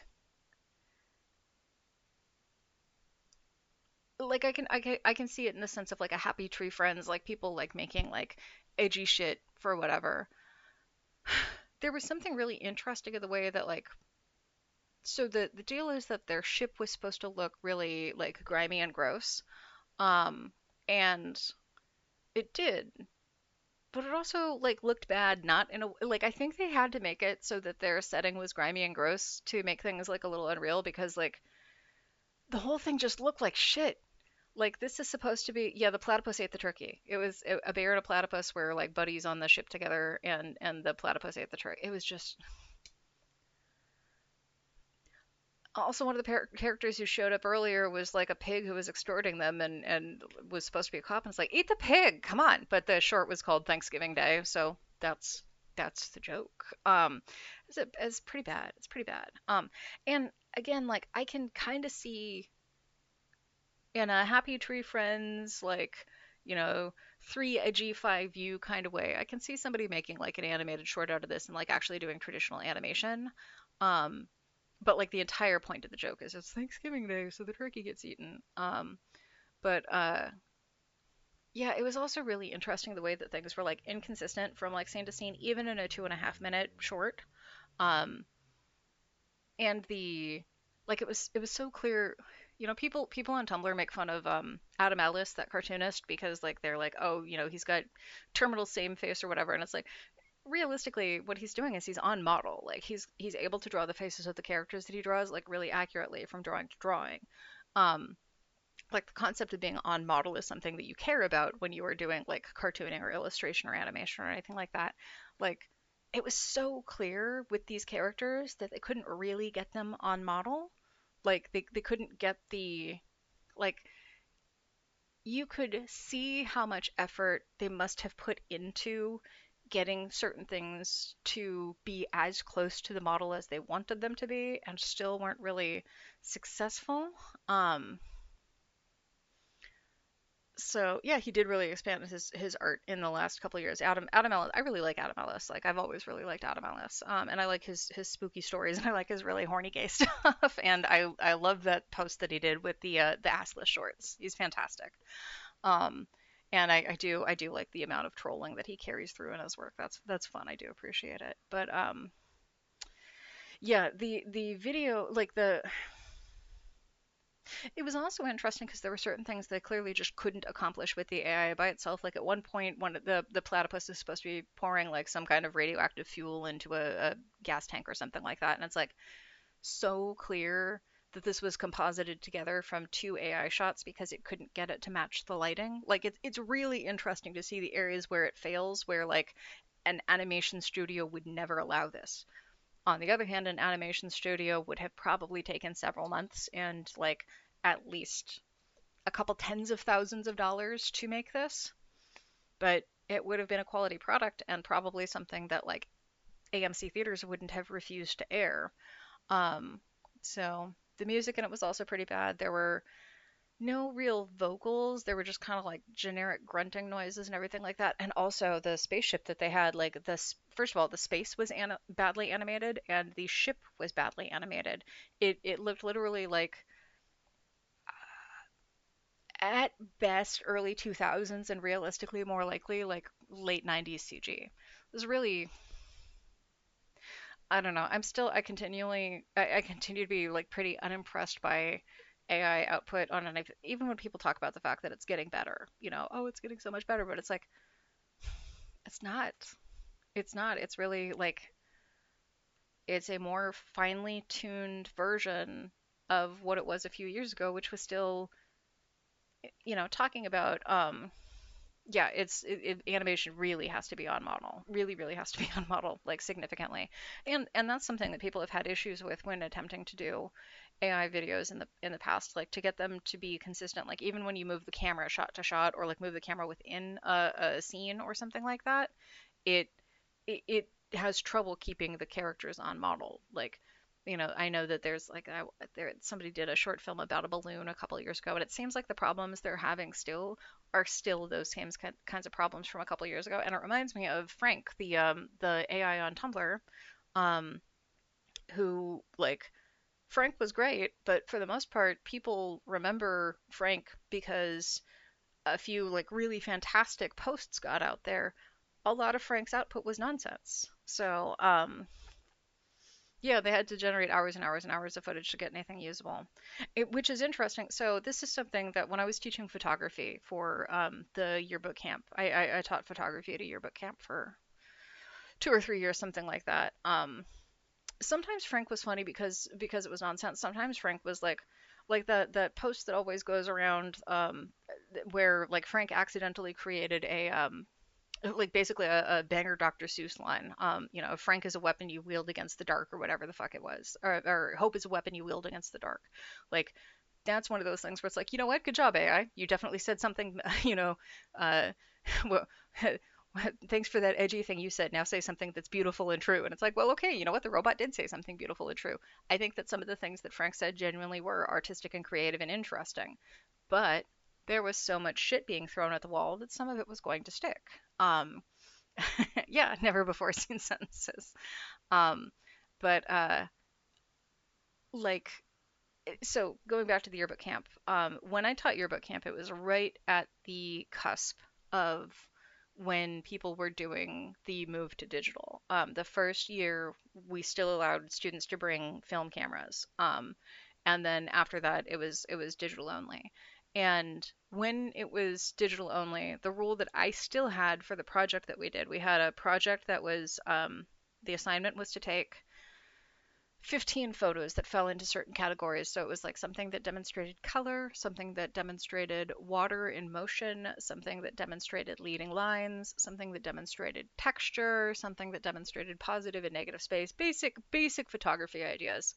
Um, and they had to take 15 photos illustrating these concepts, but we limited them, even the students who were using digital cameras, to 27 exposures because the goal was to get people to think about what they were shooting.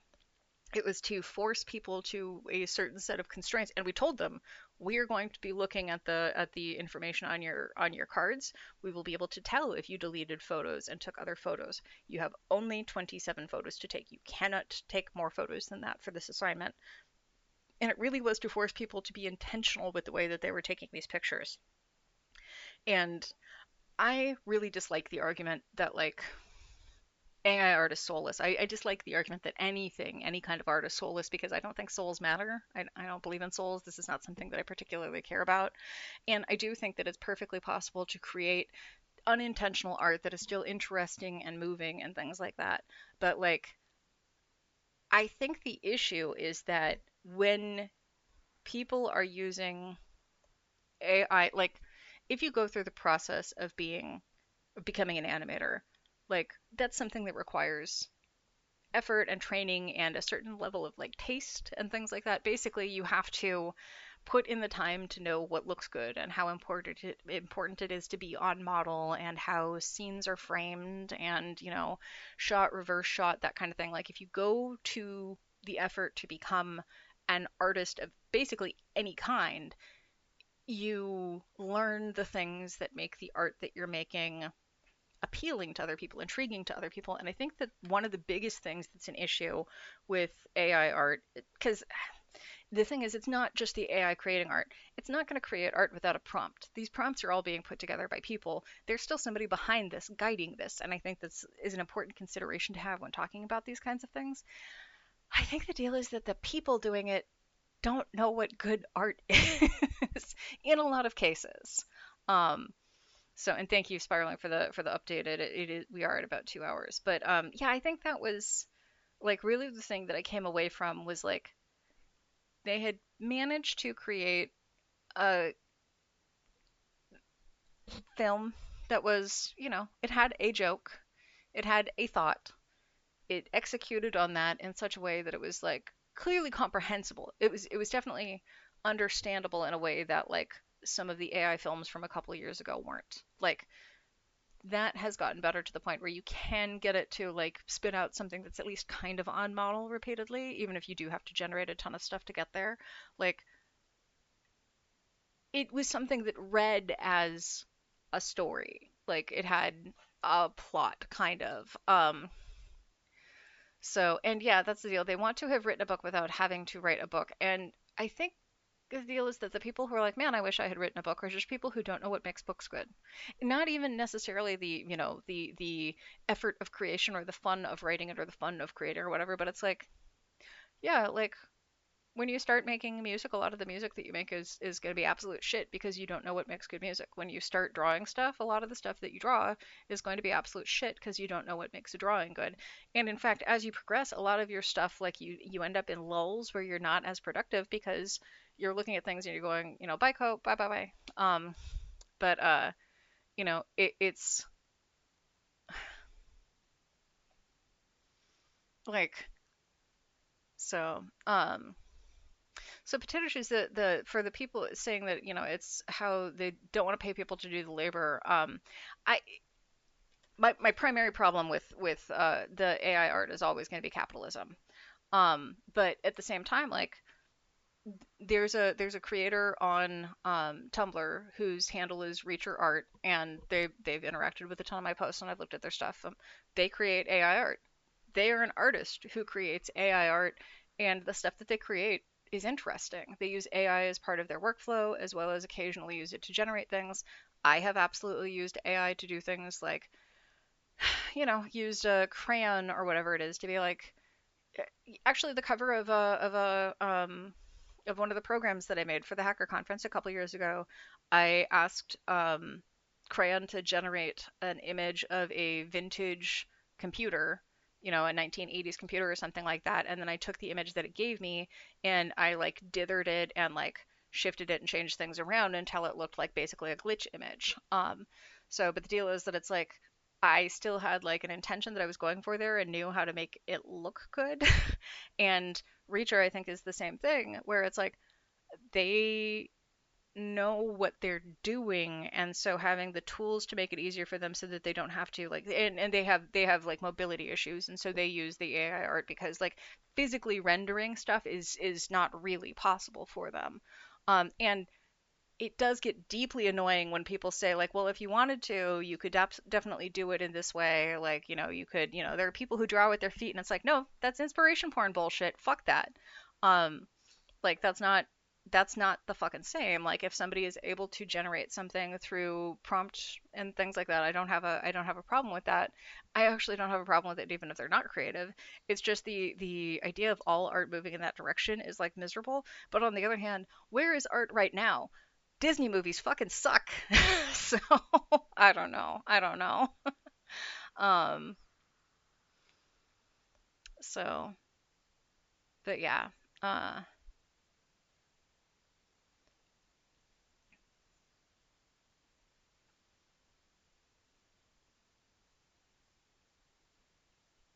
Yeah, the people who don't have any skill or training are not going to stumble over that. On the other hand, they're also probably not going to grow. Like, this is also one of the things that I think is going to. I'm not, you know, literally, people have made the same arguments about AI art as they did with photography in terms of like portraiture or whatever.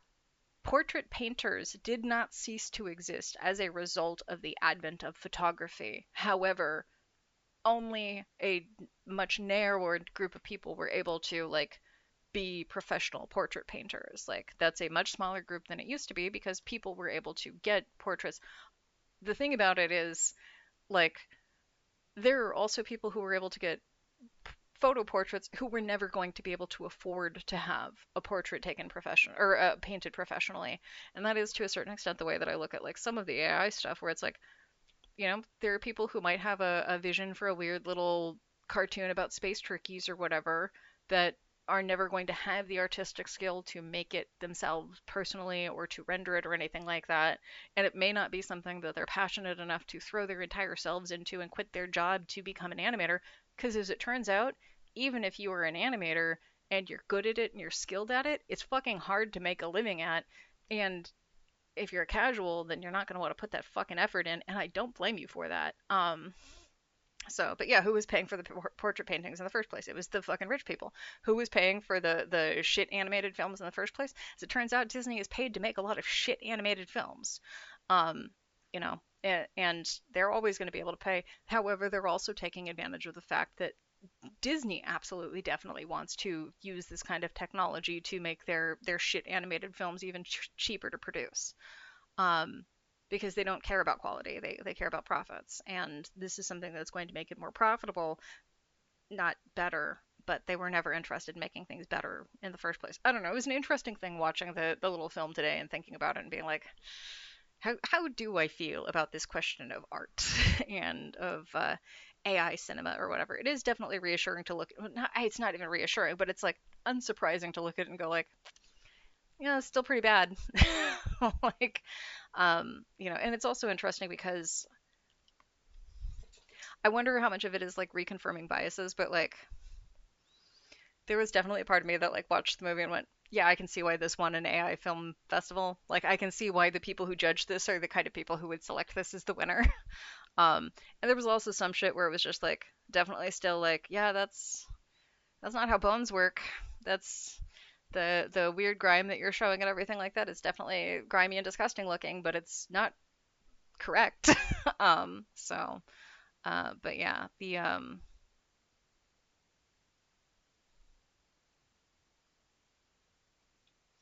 yeah, totally. I keep talking about the songs. Songs are for streaming in particular to streamers. There's no way these people could afford to get a non-AI song written and recorded. The choice is AI song or no song, so they pick the AI song. Yeah, exactly. And that's something that like, I have a friend who's been using AI for album art. They were never somebody who was able to pay for album art. They were somebody who repurposed their own photos for album art. They were never going to pay somebody to make it for them. I know people who have used it to create logos, and it's like, well, okay, they were going to do that, or they were going to pay somebody on Fiverr, and somebody on Fiverr was going to put together a logo from a logo pack that was like essentially very, very little more than. Are you having trouble? Do you need to get down? Um, the baby, the best.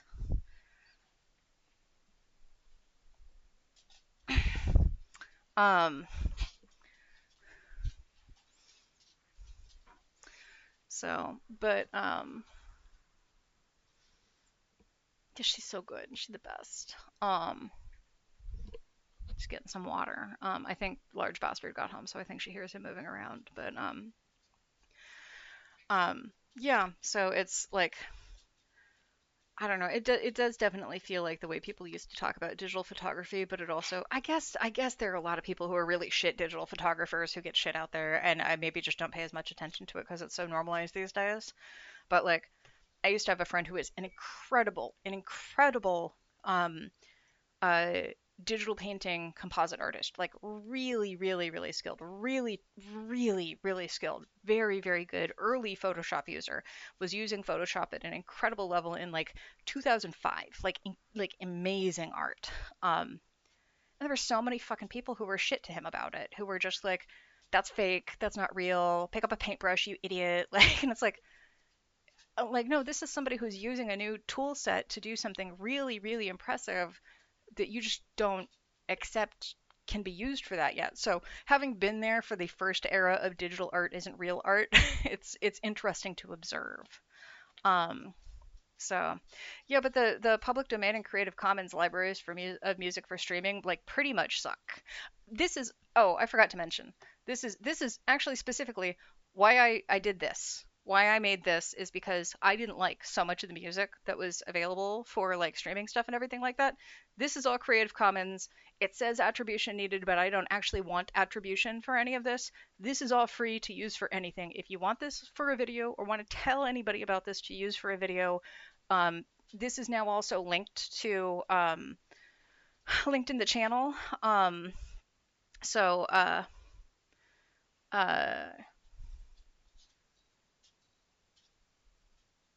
um, so if you do know anybody who is looking for Creative Commons or royalty free music or anything like that, I plan on producing a lot more of this because I was just annoyed by the shortage of stuff that didn't. I never remember the title of it, but there's that stupid bouncy like whistle and ukulele song that ends up in so many YouTube videos.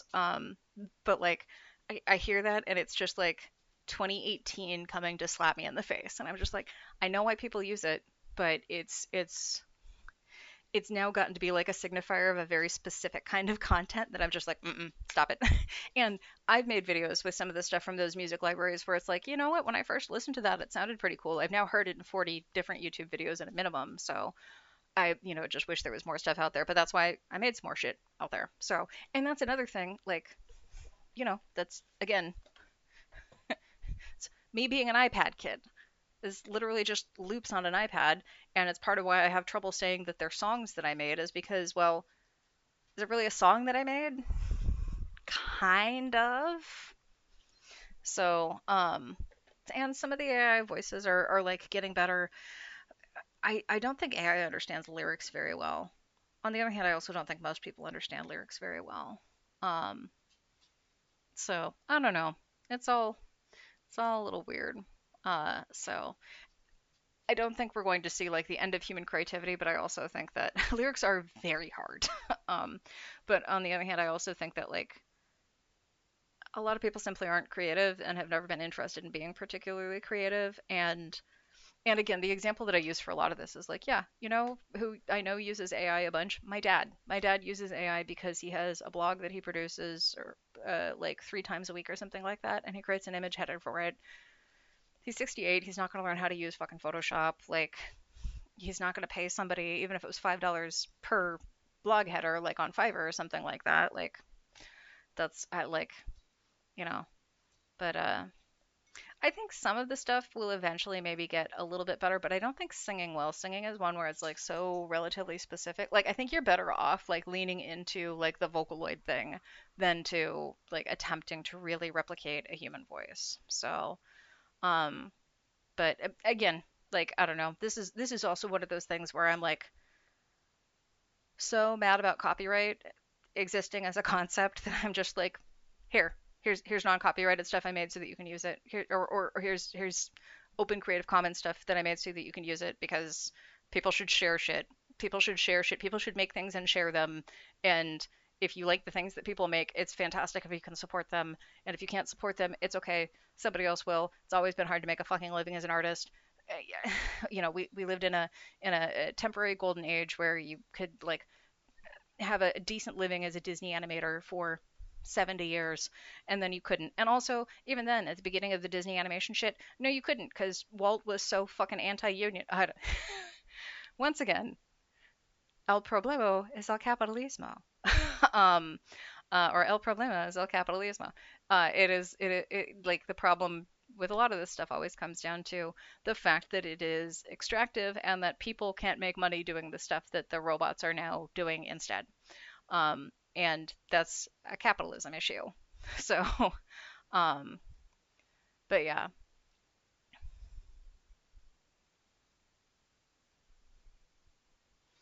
yeah, Vocal and their competitors have been trained by LLMs. Yeah, and again, it's there is a lot of stuff. What was it? I know we looked at something the other day where I wanted to specifically point out this isn't a thing that AI has like done or improved or worked on, and like it has made an improvement to it. It is good that this. Oh, it was captioning shit. It was the fact that like we were looking at the high pressure oil filter replacement video from 7 years ago, and it's like that guy was never going to pay somebody to caption his videos. It's cool that there's a transcript that exists because absolutely nobody was going to pay for that to happen. So it's good that there is a free service that will allow this to happen. Obviously, if we want to make sure that things are accessible as possible, we want to make sure that humans are going through and like checking the transcripts and everything. And that is something that if you are a creator who is interested in making sure that your work is accessible, that's important, and it is important at that point to make sure that your work is being reviewed by actual humans. But like, yeah, I don't know. I don't know. El problema is el capitalismo, or el problema is el capitalismo. Sorry, I always get that one screwed up because it's one of the ones where it's Greek origin instead of Latin origin, so the A and the O are different. So, um, but spiraling, you gave us a time reminder a few minutes ago. It is all complicated. Everything's complicated. Unfortunately, it'd be so much easier if nothing had nuance and it was all really simple, and absolutely nothing is. So, but again, yeah, if you do happen to know anybody who's looking for music for any reason, Liddy Dissociating is my band. Is my weird electronic iPad Kid music project that any of this is free for anybody who wants to use it. And it was the music that started the stream. And I plan on making more. And also, I don't know, everything in the world sucks all the time. Sometimes it's fun. It felt much better this weekend to like lay in bed and make stupid iPad like Apple Music loop songs than it did to like play water sort puzzle game for several hours. So, you know, there's it's at least a slight improvement. So, but I don't know if that's too much of a downer, but uh, for sure, for sure, absolutely. Like, and again, I am planning. I have two, three songs loaded up that I'm producing right now. And what's actually also funny is like I've talked about the fact that I can't read music and that like I play by memorizing like finger shapes and everything like that, and I'm not good at it. I also with Pitt with the band when we were performing, we tried for months to get me to to walk and chew bubblegum at the same time. It was the absolute simplest. Here, let me grab the guitar.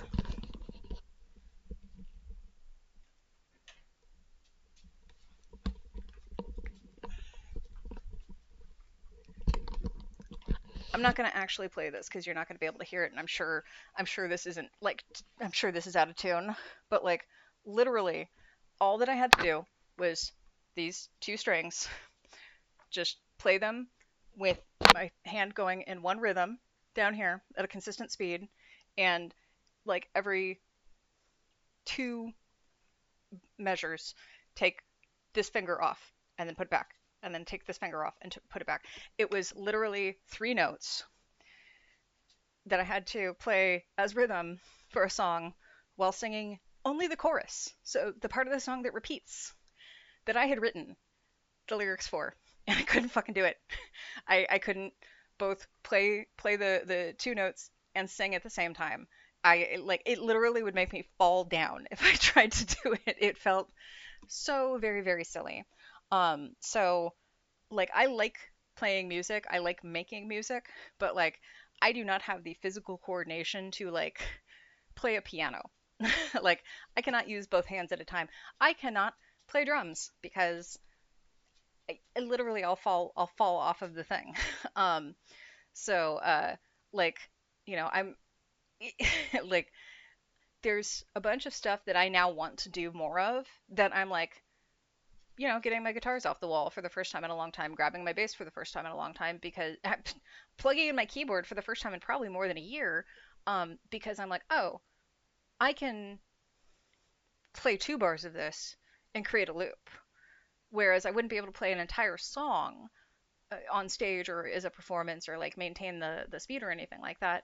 But I can play 2 bars and then I can put that in the thing. So this line that I've come up with or this sound that I made or whatever, or like you know even if I'm doing something like a vocal drone or whatever, like I'm really excited for the thought of playing with this stuff that like I have not had the ability to do so because I haven't had like I don't own the really expensive software that you need to do it well, or B, like I don't have the ability to like play all of the instruments at a time or whatever it is, or play with other people and like have them tolerate my bullshit. So, using the stupid iPad and loops to make music has like opened up a ton of shit that was like absolutely impossible for me 3 weeks ago. And so I guess I can't be that much of a fucking judge on a bunch of this stuff. So it's just that I also like, happen to have had a history of a long fucking time of like writing songs even when I couldn't necessarily play them. So, um, but yeah, it's I'm I'm also, in addition to the dyslexia and the dyscalculia and the problems with reading music, I do also have a, I don't want to say pretty significant degree of dyspraxia, but there is definitely dyspraxia there. There's a bunch of stuff where it's like, when I was doing derby or when I was skateboarding, like I have to do so goofy because if like it's not just that like I can't go reverse, it's that I will fall off the board or I can't balance on the other foot if I'm on a roller skate. So like the skating that I did, like even doing roller derby for the short amount of time that I did it, I was not able to do crossovers on curves because I couldn't lift my foot up and cross over. I would fall down. So I am also quite clumsy. Some of this is may just be to a certain extent a disability thing. Um, so I have not heard of strudel. That's interesting.